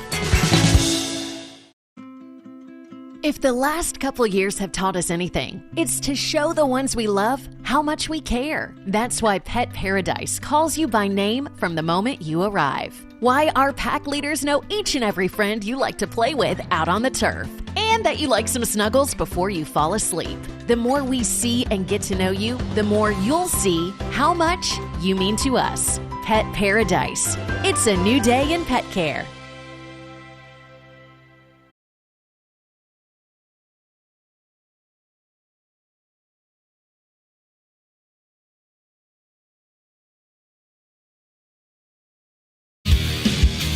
Welcome back. The Doug Pederson Show continues right now. Final few moments of the Doug Pederson Show on this Thursday ahead of Week 14. The Jaguars and the Tennessee Titans coming up. Titans in first place in the AFC South. The Jaguars in third place, down 3 games in the division with 5 games to play. 2 of those head-to-head against Tennessee. Yes, mathematically still possible. They're going to have to run the table and have some help to get it done, though. Unfortunately, and it is a long shot, but there's, you never know. Hey, get a little run here. Of course, Tennessee this week, Cowboys coming to Jacksonville the week after that. Then a short week at New York against the Jets on Thursday Night Football, the week of Christmas. Then the Texans on the road in Houston, and then here we come back to the bank to wrap up against Tennessee. That's the 5 games remaining, but one at a time. Logs, how you feeling about this game Sunday? I think it's a coin flip at best, but I feel good about the matchup. I think that they can, like I said before, I think that they can do some good things against Tennessee, but got to prove it, and can Trevor get his first win against somebody other than the Colts in the division? Yeah, that's big.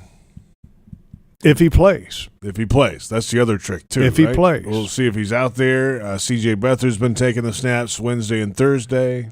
So, I don't know. And then how do you feel about C.J. Beathard if he's the quarterback? They're saying all the right things, but, I mean. He's a backup. It's different. Yes. Yeah, he's a backup. It's going to be different. Well, I mean, Trevor's been playing well. Trevor's been accurate. Trevor's protected the ball.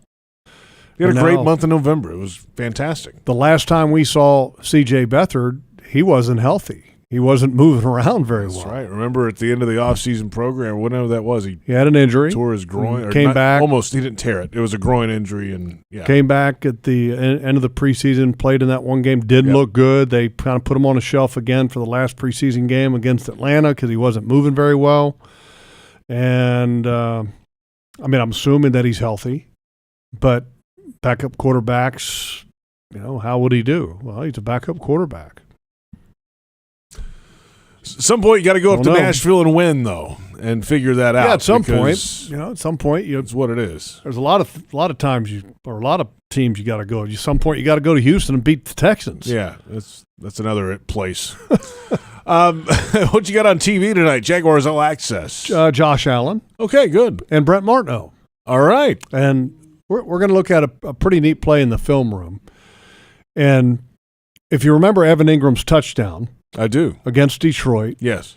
It was, I think, a 2nd and 3 from the 3. And there's every team has these short yardage plays, 2-point plays, tight goal line, red zone, whatever you want to call it, plays that are designed for that quick hitter, And with the Detroit Lions playing a ton of man, there's something that happens there. It's kind of similar to a basketball, like a pick play, but in football you call it a rub. And there's a certain way that you go about it and a certain way that you execute it. And we have offensive coordinator Press Taylor in the film room to talk about the Evan Ingram touchdown and how Christian Kirk's role played a big factor in that touchdown. Like defensive players would still call it a pick. The offensive guys call it the rub play, right? I don't know. I don't know. Yeah, I don't know. I'm a defensive guy. I call it a pick play, rub play. Either way, it worked for a touchdown. Yeah. It worked out pretty good. We'll look forward to that. Yeah, it's good. It's a good play. It's pretty simple, but when people see it explained, it's good. String Sports Brewery, Springfield tonight. Logs, will talk to you next week. You got it. Jeff Lageman, Joe Fortunato, Brent Reber, David Cho. I'm JP Shadrick. Thank you for listening. We'll catch you next time. It's the Doug Pederson Show on the Jaguars Radio Network.